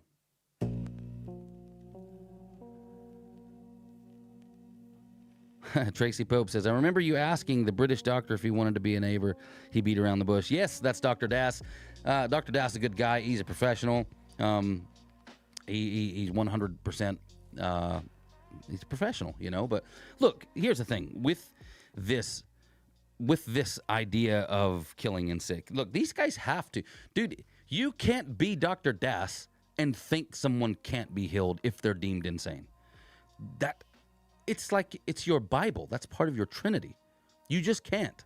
I don't have that problem. I can think what I want. Someone mentioned earlier that someone mentioned the Luis Garavito case earlier. I did cover that on The Disturbing Truth as well. It was called Making Another Monster. So there was Making a Monster. That was Pedro Alonso Lopez. And then the second one was called Making Another Monster, and that was Luis Garavito. Okay, both of those guys were from Bogota, Colombia. And they're the worst. Look, we can always say something was the worst, and that was the most horrific. No, this was the worst. Absolutely the worst. And at the end of Making Another Monster, thankfully, Luis Garavito, who was up for parole after murdering at least 200 people, 200 little boys, in the worst ways you can ever possibly imagine, at the end of just recently, he was up for parole. Luckily, I think last year, he kicked the bucket. He died. I celebrate. You're not supposed to celebrate when people die? Yeah, I celebrated. I think we got cake that day, actually. It was such a good day because I thought this guy was going to get out. He was talking about how he was going to be a preacher and maybe get into politics and help young boys go a different way and not become him. And I thought, bro, nobody's going to become you. You are the worst. It was madness. But at the end of that documentary, I spoke to a German doctor named Dr. Mark Benecke. And, it was interesting because Mark Benecke was in Bogota when these killings were happening. And then when Luis Garavito was arrested, and Dr. Mark Benecke is a forensic biologist. So they brought him in to interview Luis Garavito, and he was, I think, one of two people to ever interview this horrible, horrible, horrible man. So Great guy, great to talk to, great insight. But again, me and him would tend to disagree on this. You know, it's his job, so he can do this kind of work and talk to these guys and separate himself from this monster to try and get in and understand what happened and how to prevent it and stuff. I get it, but I can't separate that monster from what it is. It's pretty crazy. Yeah. Mr. Black plays in Mom. I do play and sing guitar. You probably see which way? Mirror image. See a guitar there on my right, I guess, for you guys. Kim Wallace, thank you very much for the super chat. I much appreciate it. Thanks for helping me celebrate 100,000 subscribers. And I want to give a shout out to Eddie 3D. He sent a super chat in earlier. Eddie's had a tough life, man. Eddie's story is unbelievable. Another fantastic story to go through. This guy's a survivor. I hope he's still in here. I hope he hears me shouting out to him. Love that guy. Love my mom. She's showing her support in there. Let's see. Let me check these comments a little more too. Thank you for bringing these stories to light, Mr. Black. It just hurts so much to know there's so much evil out there. I wish more people could get involved. I pray for all the victims. Yeah, thank you very much. Vanessa Suyan. Is that right? Hey, Misery Machine has just entered the chat. I love Drewby and Yergi. Great people. We should probably get on and do interview too someday. We've done some panel work together, and we talked about the usefulness of true crime and why it's useful and the good things about it and why it matters. And listening to them talk about that was just amazing. So look, a lot of really nice things coming out from Runaway Train, Killing and Sick, working with Hannah Kendrick. I've got a lot of other things in the back burner there too. I mean, the process here. Thank you, Piggy Doo. Thank you for the $2. I really appreciate it. It says congratulations, keep up the good work. Really appreciate it. Here's the thing. With all this stuff I do, I know that it takes a long time to get the stuff out there. I understand that, and I appreciate how much you want it. You all mean so much to me. What happens here is I'm one man. I'm doing this myself, so I'm putting in for FOIA. I'm looking for interrogations. I'm looking for body cam footage. I'm looking for cases that have a story that needs to be told, not just any case. It's got to be something that's needs to be told. Does that make sense? So I start there. I do the FOIA. Sometimes this can take weeks. Or if you watched Janiah Russell's story, that was Whispers in the Water. That took 3 years. And then working with the family. Like I said, there's the Brandon Embry case. Most of you probably heard of. His mother Sarah's fighting so hard for justice and answers. Actually flew out to them in 2023. Spent 3 days in the town. Got an Airbnb. The mother and sister stayed in a spare room of the Airbnb. We thought we heard someone trying to break in the middle of the night. I got up to try and be a tough guy, and I think sometimes I kind of am a tough guy. I can box, I can take care of myself, but I was shitting myself that night, What are the odds that I'm over here like filming an interview for a true crime case and something happens? But it was just bumps in the night, and I had a fantastic time with them. Filmed everything, hours and hours of footage, into the police station, protesting, filming in there, looking for answers, all kinds of stuff. And still, you haven't seen the footage for that because the story is not finished. So there's a lot of things like that. There's a lot of things sitting on the back burner. Runaway Train's another one of those. But now you've got a little update. Hopefully in time, I can give you a better update of where that's going. The specific production company, because it is a specific big production company. It's a great director, and it's a fantastic producer who I just love sitting talking to the guy.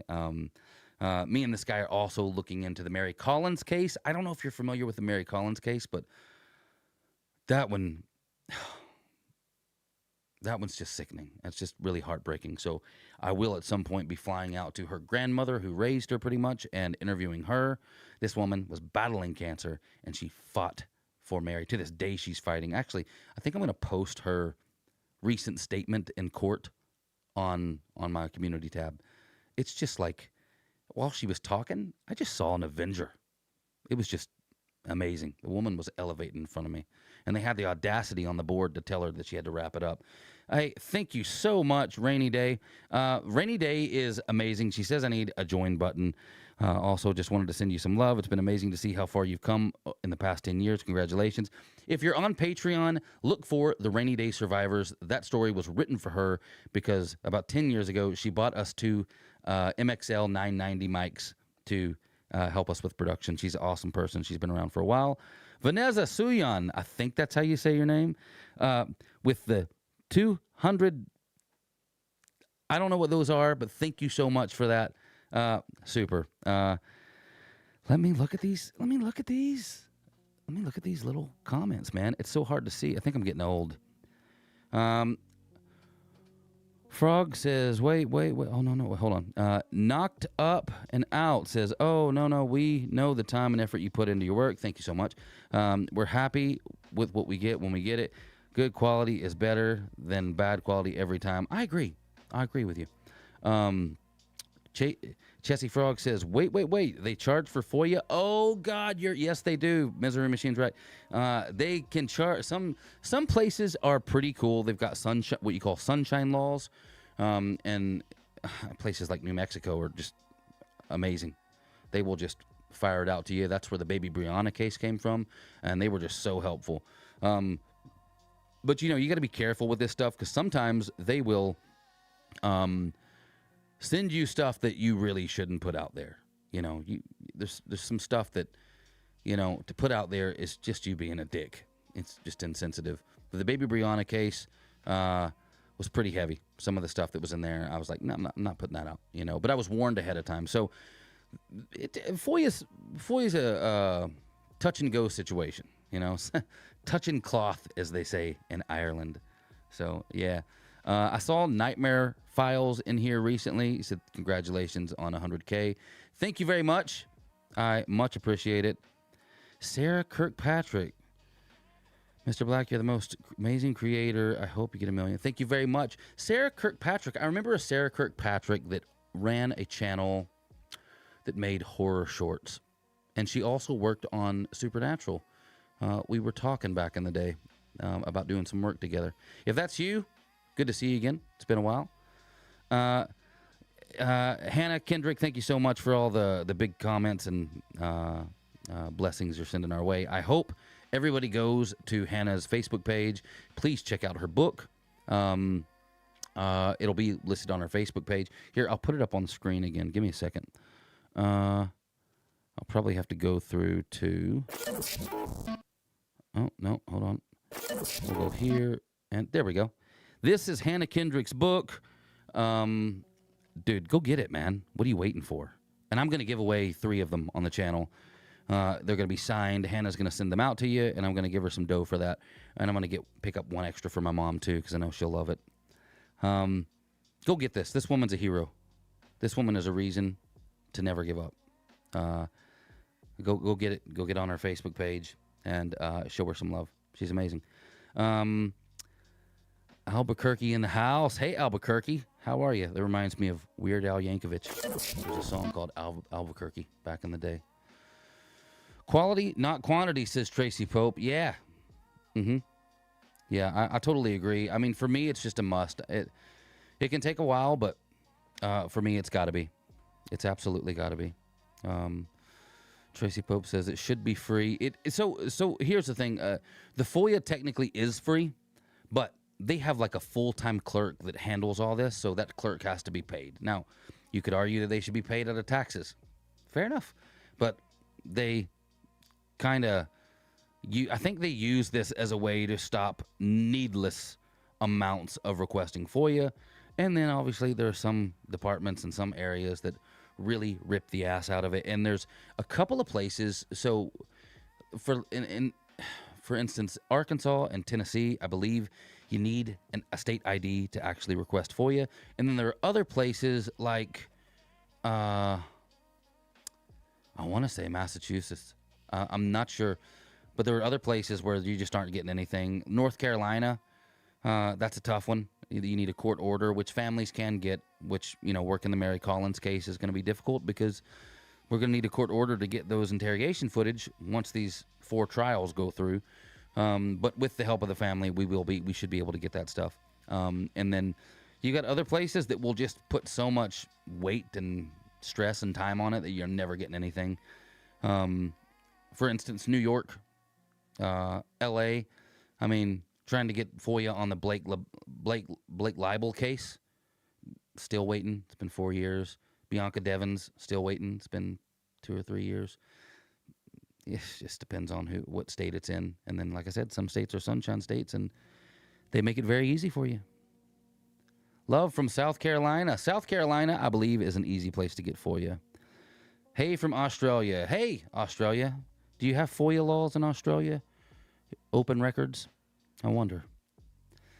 Aaron Hansen says, don't they charge per page copy? They do. They absolutely do. And this is where it can get really expensive. So, for instance, if you're trying to request court documents, so you actually, they'll charge per, 10 minutes per 10 minutes of video, per hour of video, whatever. Normally with the first 30 minutes being free, let's say. But when it really gets expensive is when you need like court documents, because those can be stacks. If you saw, when I did the Taylor Rowland and Blue Rowland case, if you saw the stack, I had a stack of paper like this, and it was all printed and it had to be sent. So I had it printed, sent to my address in my hometown, and from there it was sent to Latvia to me, which was another $100 to do that. And then once I got it, I needed it in digital format so I could use it, you know. I've got a lovely little AI program that if you've got your documents there, you can talk to them and you can ask them questions, and it's just really helpful. It really helped out in the Janiah Russell case. So I wanted to do that as well. So I took 3 days, and so this is how I kind of paralleled the work. So I had 6 or 7 hours of interrogation footage and body cam footage to go through, and obviously I can't use all that. So what I did is I ran that in the background and scanned every single page into the computer by hand over the span of 2 or 3 days. So that gave me time to really get familiar with the case through the interrogation and body cam footage while scanning in these documents that I needed. Once they were scanned in, I take them into, I think it's Adobe Acrobat Reader that I use, and I turn them into editable, documents, not just images, but turn them into a PDF. Once they're a PDF, I can then, speak to them and search things a little bit easier. So that's the kind of I know it's like, dude, do you really need to do all that? I do need to do that. Yeah. And then, I'll do things parallel as well. Like for this Runaway Train stuff we were shooting the other day, I printed all the photos myself. Like there's a ton of those photos here. There's and we shot with them. These will be what you see in the doc. These are full-on photos of the missing kids and their parents and stuff. So I want to go back to doing some of that.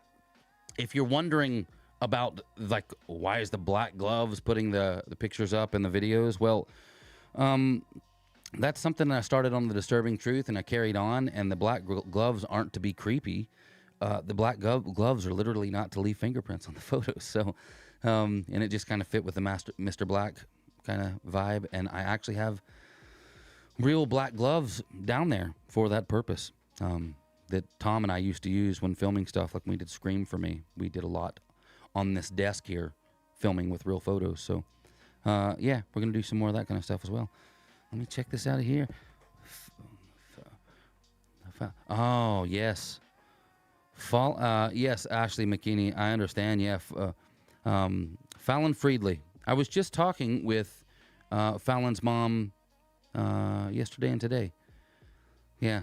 She's another one that's had it tough, but she's studying to do legal work, and I think she's going to be just great, man.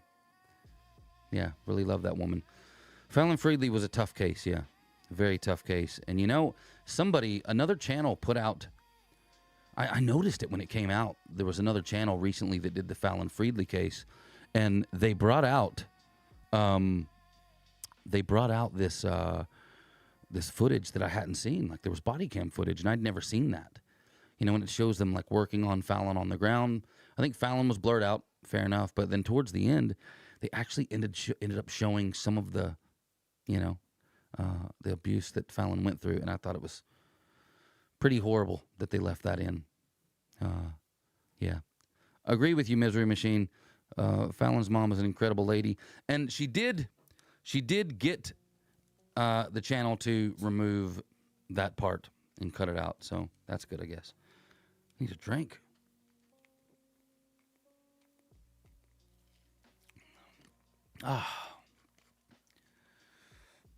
It's 4 a.m. for me now.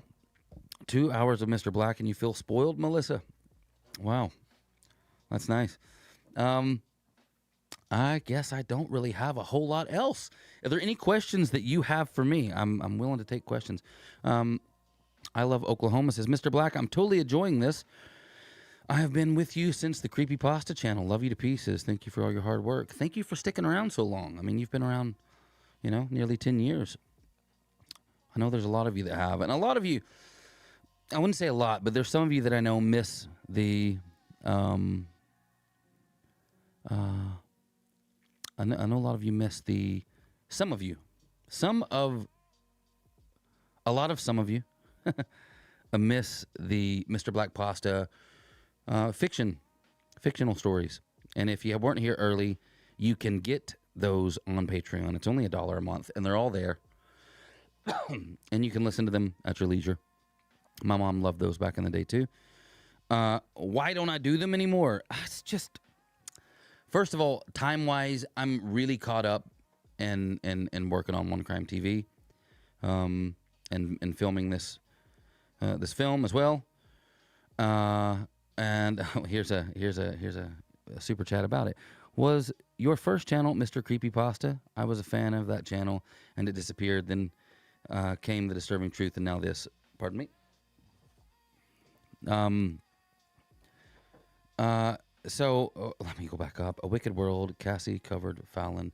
Yes, thank you, Kim Wallace, for the $2. Aaron, thank you for the 15. I really appreciate it, man. Mr. Creepypasta is a different creator. I don't have anything to do with him anymore, or Creeps McPasta. They have some controversy involving, well, specifically Creeps McPasta, involving minors. Almost did some work with that guy for a bit. Actually had a meditation channel. I still have it. I'm not going to tell you what it is. If you know, you know.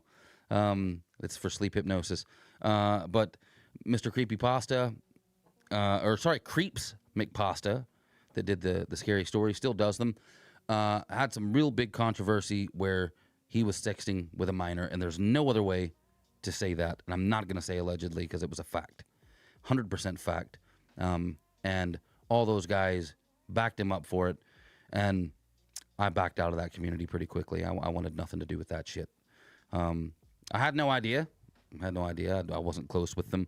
I had just started to talk with Creeps McPasta about doing this meditation channel together, and some other channels we had ideas for. And then as soon as that happened, I was like, once it was obvious that this guy was, I mean, she was young too. I think she was 12 or 13.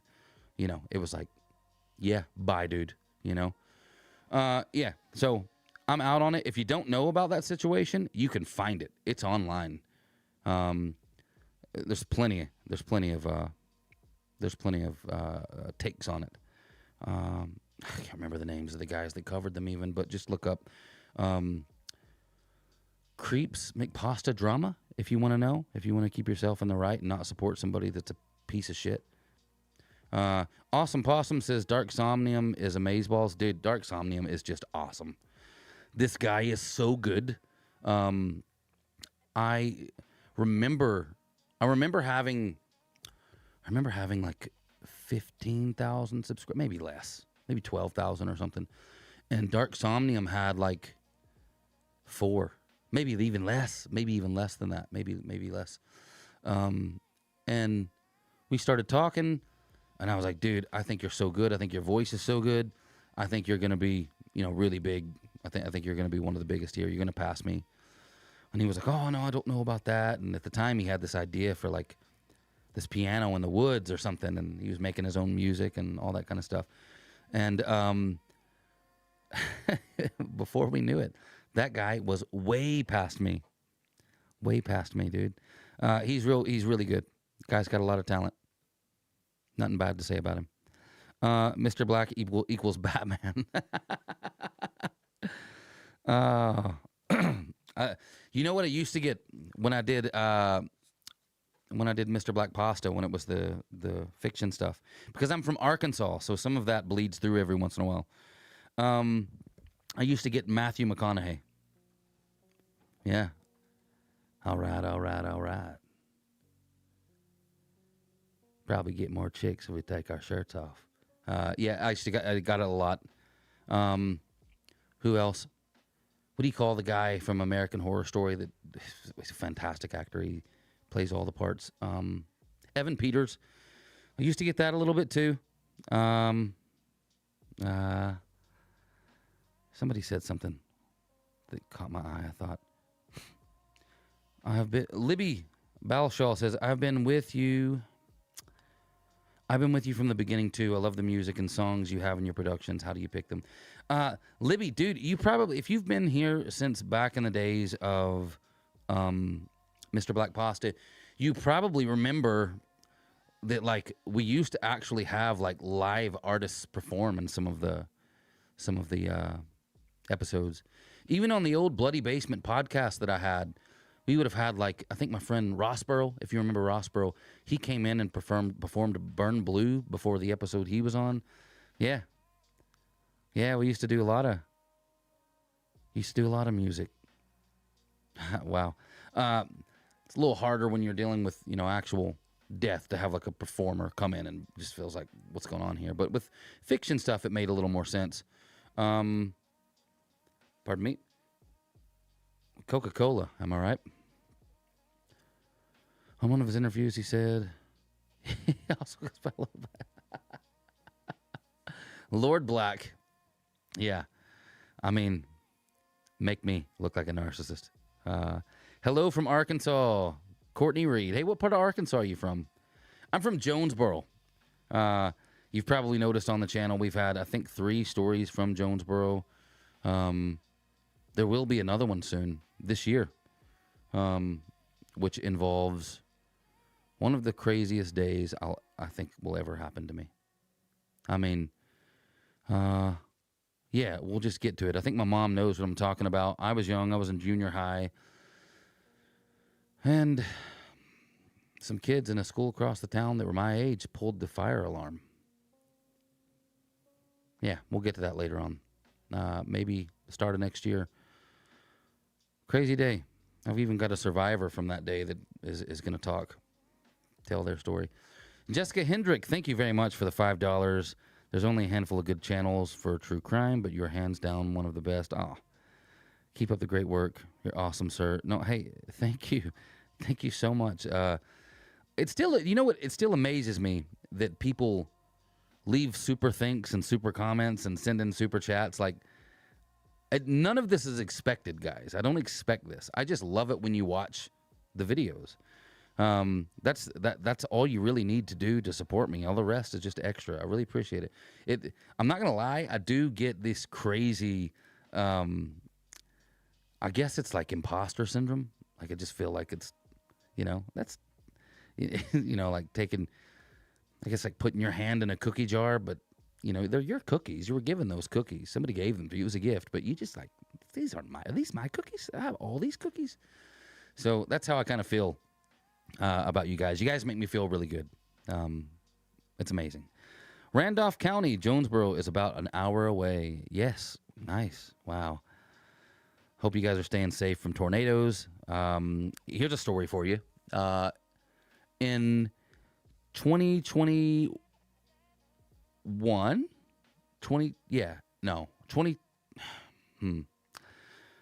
during COVID, my mom will know exactly the year. It was 2020 or 2021. I can't remember entirely. I want to say 2020. I hadn't been home for 13 years. Okay? I had been busy in Ireland, had a kid over there, had some immigration problems. All that took years to sort out. And if I had left, I wouldn't be able to get back in to see my son. So I stuck around, and that's how I met Mrs. Black, and, now we've been together almost 13 years. But regardless, during COVID, we finally decided that, like, hey, before we get married, I'd met her family, and I had been to Latvia. All the immigration stuff got sorted, so I'd been to Latvia and met all her family, but I needed to get her to America, and I guess I needed to get there too. So in the middle of COVID, we decided we're going. We had already booked tickets, and then it just happened to be in the middle of COVID. Literally, when we got off the plane, we arrived in Nashville, and when we got off the plane, my wife was so nervous about immigration, and even though she had all her ducks in a row, she was so worried about immigration that she, once we got to the customs officer, she was thinking this is going to be tough. He was just like, "Yep, okay, no problem. But remember, don't know how easy it's going to be for you guys to get out of here in 3 weeks whenever your trip's over. So just be prepared. You may be staying for longer than you think." And that was it. That was the only caveat to her entering out of all the fear we had and worry. So I had a camera, and I had it on a gimbal, and because he said that, like, this is the last night. Tomorrow, everything shuts down in Tennessee. That's it. It's done. So if you want to do anything, do it tonight. So we got to the town, and we were like, tired. We just flew from Latvia. I mean, that's not even UK. That's like a good few hours extra. So we get to Nashville, and we've got the camera out, and we're walking around downtown, and I still have all of this on video. We're walking around downtown, enjoying ourselves, having a ball. Everything's good. The town's lively. And then we go home. We wake up in the morning, and the next day we go out to the town to try and get like a bite to eat, and it's just like everybody left. It's like the Langoliers. Do you remember that, Stephen King? It's like the Langoliers. It's a ghost town. Tumbleweeds, which, should be in Nashville anyway. But, it was so closed down that we were supposed to stay there for 2 days. We ended up just going to my hometown. Well, we got there. We get back to Arkansas. I get back to Arkansas. Mrs. Black gets there for the first time. She ain't never heard of a bird dog, So, we get there, and the storms are just crazy. And she's like, "Oh my God, the sky looks like an angry ocean. Are we going to be safe?" And I'm like, "I don't know," and I'm like, "Look, I grew up here my whole life. The last tornado was in the 70s, and it destroyed my mom's school. You're going to be safe." 3 days later, a tornado comes and destroys the town. So, welcome to Arkansas. Luckily, we were in Little Rock, and we were safe, but yeah, it was crazy. Crazy little story. The chat is still on. I was just telling you a story. Ireland. Someone was from Ireland. What part of Ireland are you from, Angelina? Let's see.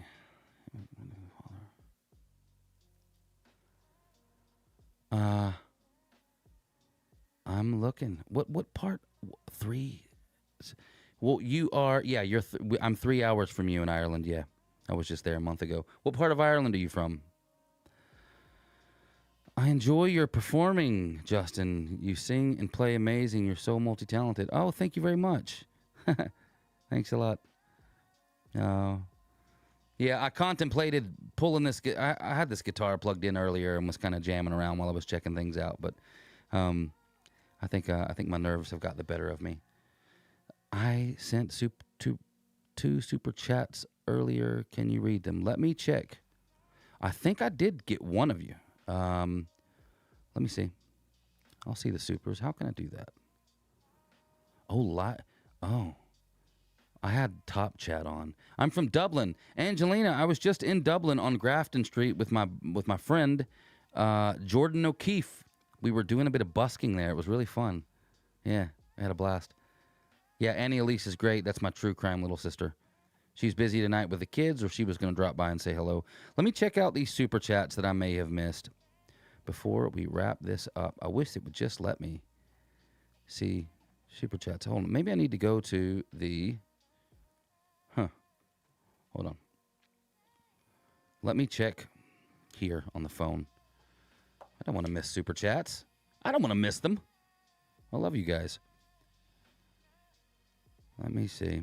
Okay. Let's see what's going on. Okay, super chats. Anybody know how to just check super chats? It doesn't let me scroll up as far as I want.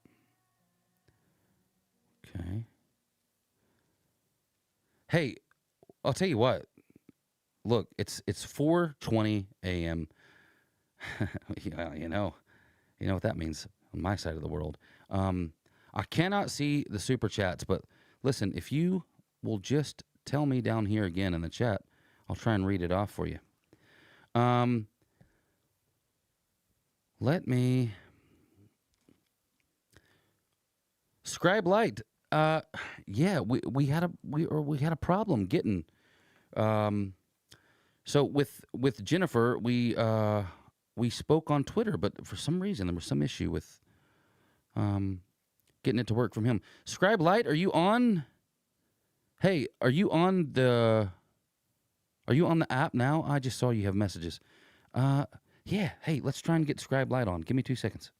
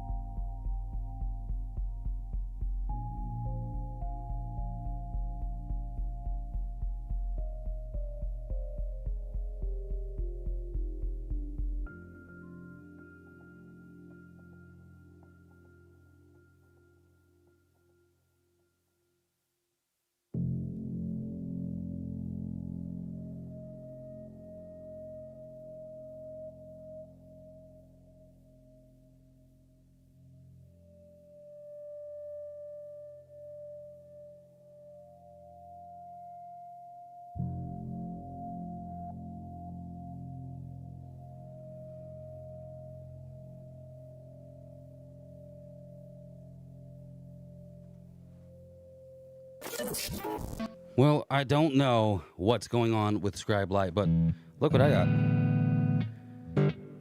I don't know what's going to happen with this either. Because I can't hear it. So, oh, there we go. Hey, how are you guys? The joys of live. Yes, the joys of being live. It's crazy. This is an emerald guitar. This is actually called a Virtuo. I'm sponsored by these guys. They're carbon fiber. The hole is up here. Believe it or not, this is a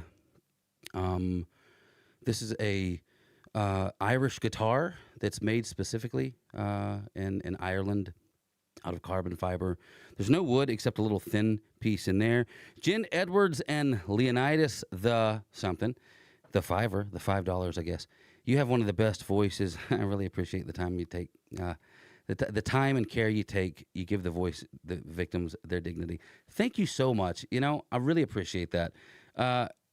I'm very lucky to be surrounded by people like yourself that like to hear stories and don't have a problem with me bashing the monsters. You know, believe it or not, there's people out there that just think everybody deserves a chance, and when you do something totally heinous, I don't think that you do. T3P, Texas 3 a.m., thank you as well for the $5. I really appreciate it. You guys are awesome. So, yeah, this guitar is super light.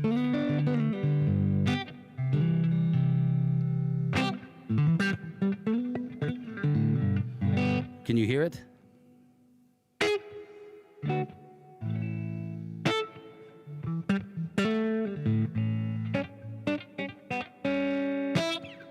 Yeah, this is coming through a little Spark mini amp. And I thought, you know, to finish the night, I could play something for you. Why not? Since somebody mentioned music, my mom's in here talking about music. It'd be a good way to finish the night, as it is 4:30 a.m. for me. Let me put on a little effect on my voice, some little reverb, to mask all the the mistakes. Let's see. Reverb. Hello. Oh, so smooth, so sexy. I've never seen a carbon fiber guitar before. Is it expensive? Dude, they are. I'm lucky to be sponsored by these guys. I guess I should do better. Well, I'm an emerald artist, so yeah, this one's very expensive because it's got the pin for like the MIDI. You can like play a piano with it. You can make it sound like a piano or anything else that you want. But this is really unique because it is it's not an acoustic electric, but it's literally a hybrid between an acoustic guitar and an electric. You can flick a switch, it plays as an acoustic. You flick the switch the other way, it's fully electric. You can put it in the middle and blend between the two, and you can put any type of strings on it that you want. I prefer super light Elixir acoustic strings. So let me put this reverb on, and I'll play you one song, and maybe we'll call it a night. It's been a great live stream. I hope this doesn't annoy anybody. This is as far as from true crime as it can get, but this is part of me, you know? There's the reverb again. Let's see.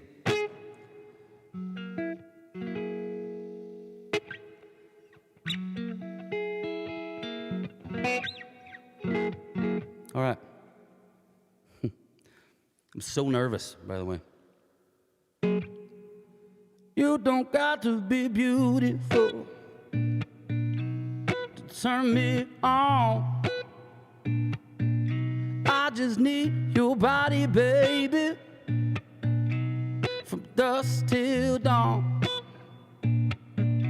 Don't need experience to turn me out.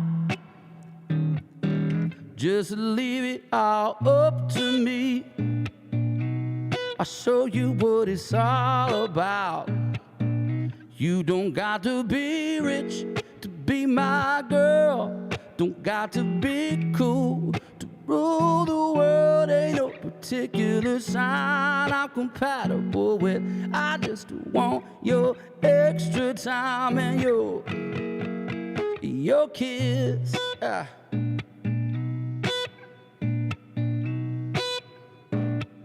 You got to not talk dirty, baby, if you wanna impress me. You can't be too flirty, mama. I know how to undress me. Wanna be your fantasy. Maybe you could be mine. Just leave it all up to me, and we could have a good time. Don't have to be rich to be my girl. I ain't got to be cool just to rule the world. Ain't no particular sign I'm compatible with. I just want your extra time and your kiss.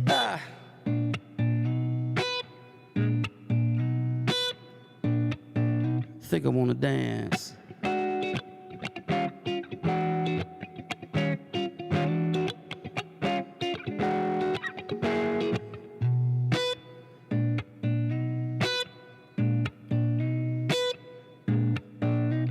And where midnight girls, they rule the world. Said they rule my world. Just like your age, mama. Not your true size, maybe we could do the twirl. You don't got to watch Dynasty to have an attitude. Just leave it all up to me. My love won't be your fool. Yeah, well, don't got to be rich to be my girl. Don't got to be cool just to rule the world. Ain't no particular sign I'm compatible with. I just want your extra time, your extra time, your extra time, and your kiss.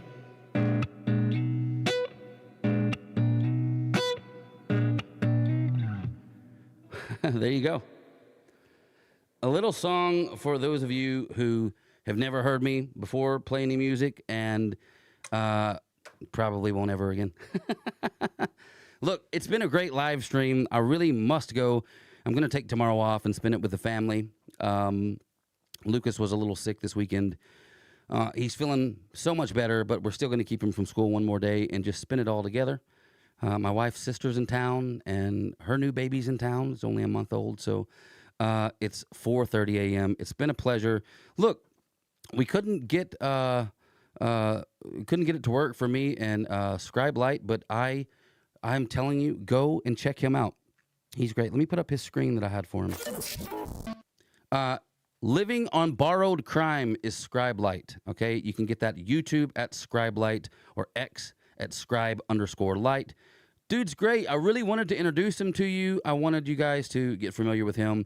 Go watch some of the interviews he's got with myself. He's got interviews with Misery Machine, Dave's Lemonade, Matt Orchard. I mean, dude, you know, can you get any better? Super, super, super really good channel. Once again, shout out to Misery Machine. I think I missed a super chat somewhere. Let me just check. I'm trying to keep up, but my my chat doesn't. Okay, yeah. Can you tell me how to get body cam footage? I can. Yes, T3P Texas 3 a.m. Paranormal. Just email me at MrBlackPasta@gmail.com, and I'll have no problem telling you how to go about submitting your FOIA request. I'm always willing to help people in need of doing that. The hypnosis page, I'm not telling you. I will let you stumble across it on your own. What I really love about that is whenever someone's been, you know, on that page, it's got like, I guess, closing in on 50,000 subscribers.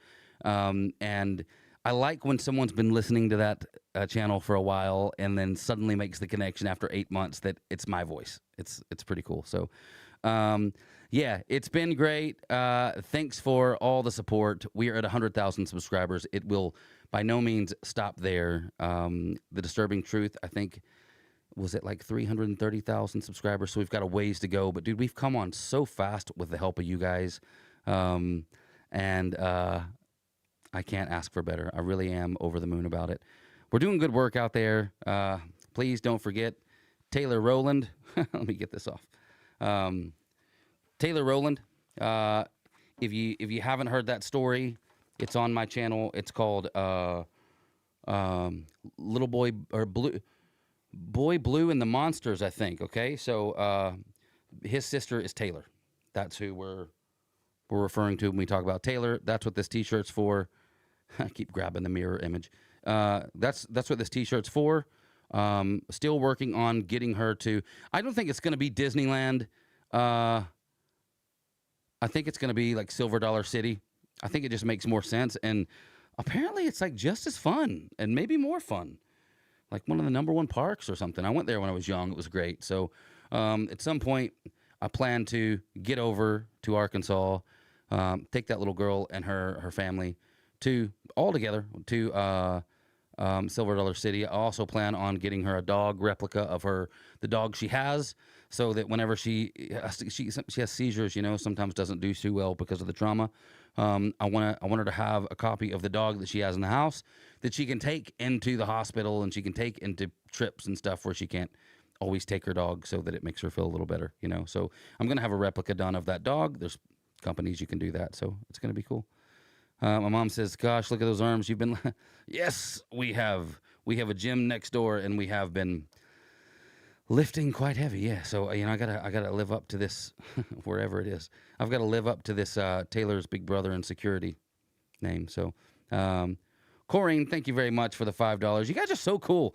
Yeah, definitely check out the Patreon, Rainy Days Right. It's only $1 a month. Is there a ton of extra content there? No, there's not. But all of the old Mr. Black Pasta fiction audio stories are there. And there is actually a story that you can't get anywhere because YouTube said, no. No defending children. So there's a story about Peter Scully, and it actually covers quite a few guys in it. And it's only available on Patreon. And it's, I don't know, it must be an hour long. And it's a full-on documentary. I did a lot of research on it. After a couple years, YouTube decided on a disturbing truth that it was harmful to children and it had to be removed. So there's really nothing in it harmful to children. Harmful to the people that harm children, maybe, but that's about it. So please tell me when your book will be on Audible and in your voice. Yes. So, okay, yeah. 100% part of the plan is to, with the book, narrate it myself and have an audiobook available as well. So that will be there too. Don't worry about that. I will absolutely do that. So, yeah. I'll give a couple more minutes for any other questions before I go. Love your channel, Angelina Vogely. Thank you for the Latvian flags. Appreciate that. Nice to see the strips of bacon in the chat. Yeah. Loved it. I see you guys showing love to my mom. I always appreciate that. Mom's been a driving force in this. There's been quite a few of the Disturbing Truth scripts that she actually did the research and writing on. So, yeah, you probably remember that back in the day. And her little ad for Scentbird. Yeah. This has been great. I highly recommend the Meth Unicorn story. Oh, my God.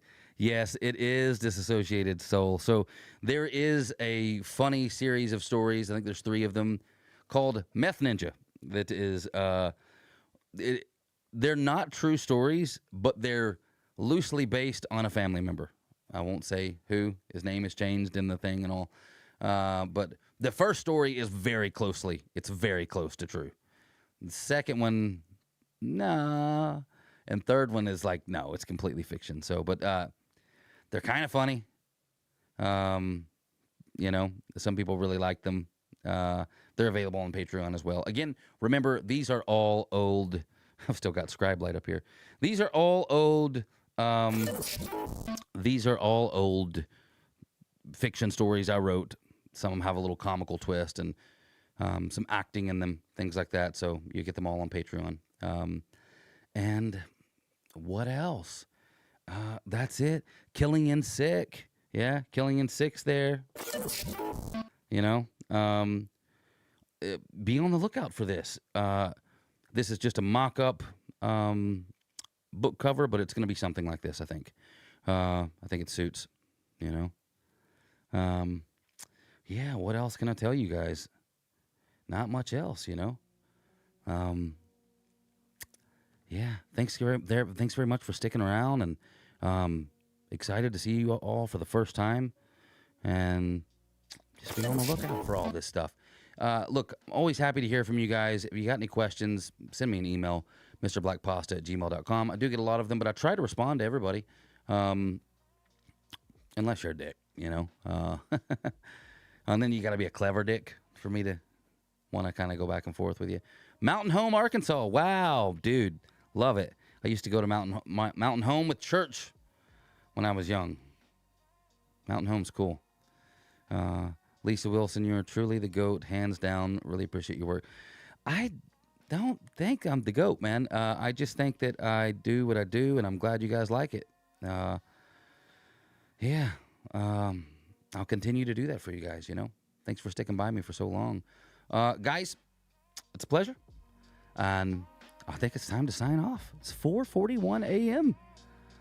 Yeah, this is the longest live I've ever sat through, too, I think, you know.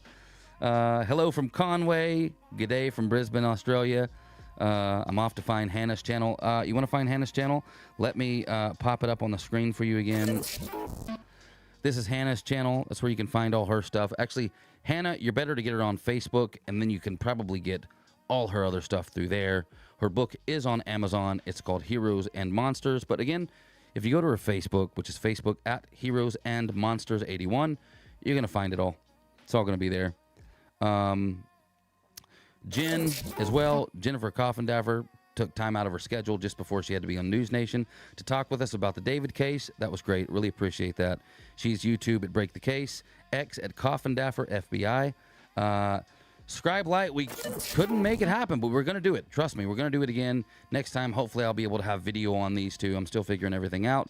But he's living on borrowed crime. You see an old cringy video interview with me over there. I'm very cringed out about it. Not on his part, on mine. That's YouTube at Scribe Light, X at Scribe_Light. He's a good guy, big help in the true crime community. As for me, you know me, I'm Mr. Black. You guys are you, and you're a part of my team, man. From Bentonville, Arkansas. Great, man. So many people from Arkansas. I guess you all know I'm not AI now, yeah? I think we're all solid on that, aren't we? Happy days. Well, thank you guys for listening. Thank you guys for tuning in. We'll do this again sooner than later. And you guys are awesome. I appreciate you. More than you know.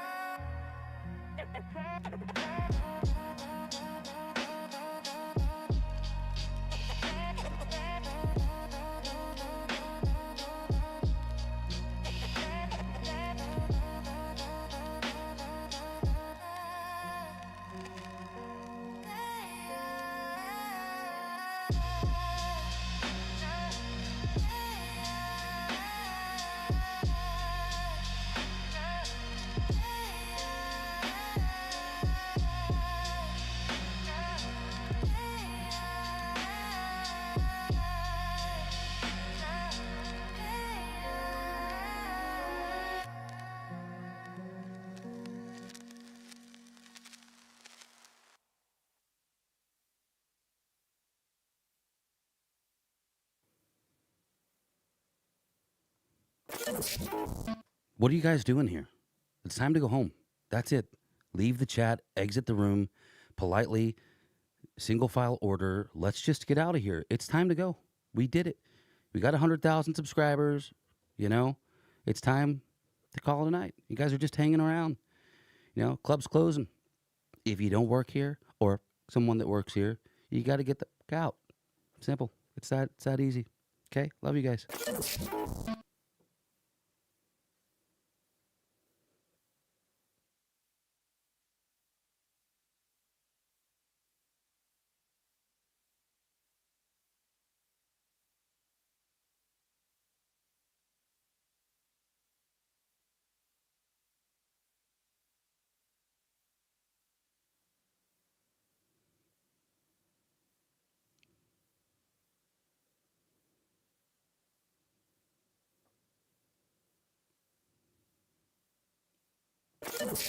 Hey guys, look, they've called the fire department, they've called the police department. You guys just aren't leaving. You got to go. The stream's over. It's time. You can't stick around here, okay? We have worn out our welcome. We only paid to be here for a certain amount of time, and you guys are just in here all being drunk and taking up space. So do me a favor and let's get out of here, okay? Before there's more issues, okay? Love you, but let's do this. Come on. Get your coat, get your shoes. Let's go.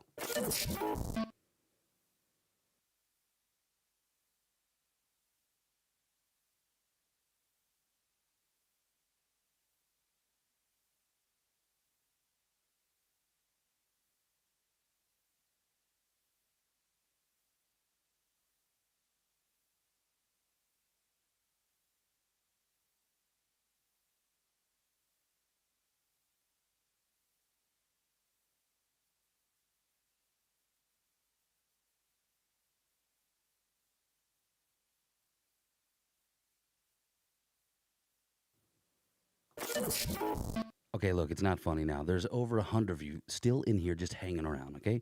We got to do something. You're making too much noise. People are getting annoyed, you know? There's people over there making noise. I don't know what they're cheering about, you know? It's time to go, okay? We got to shut this down. Cops are on their way. Literally, it's over.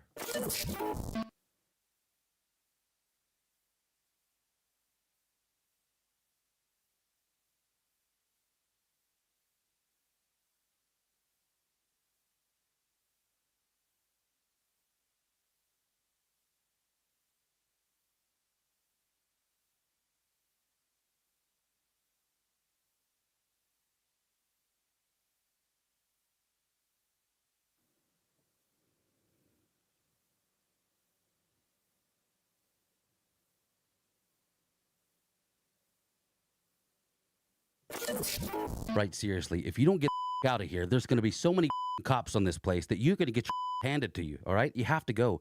This is bullshit, all right? Enough. Let's get out of here. Let's go.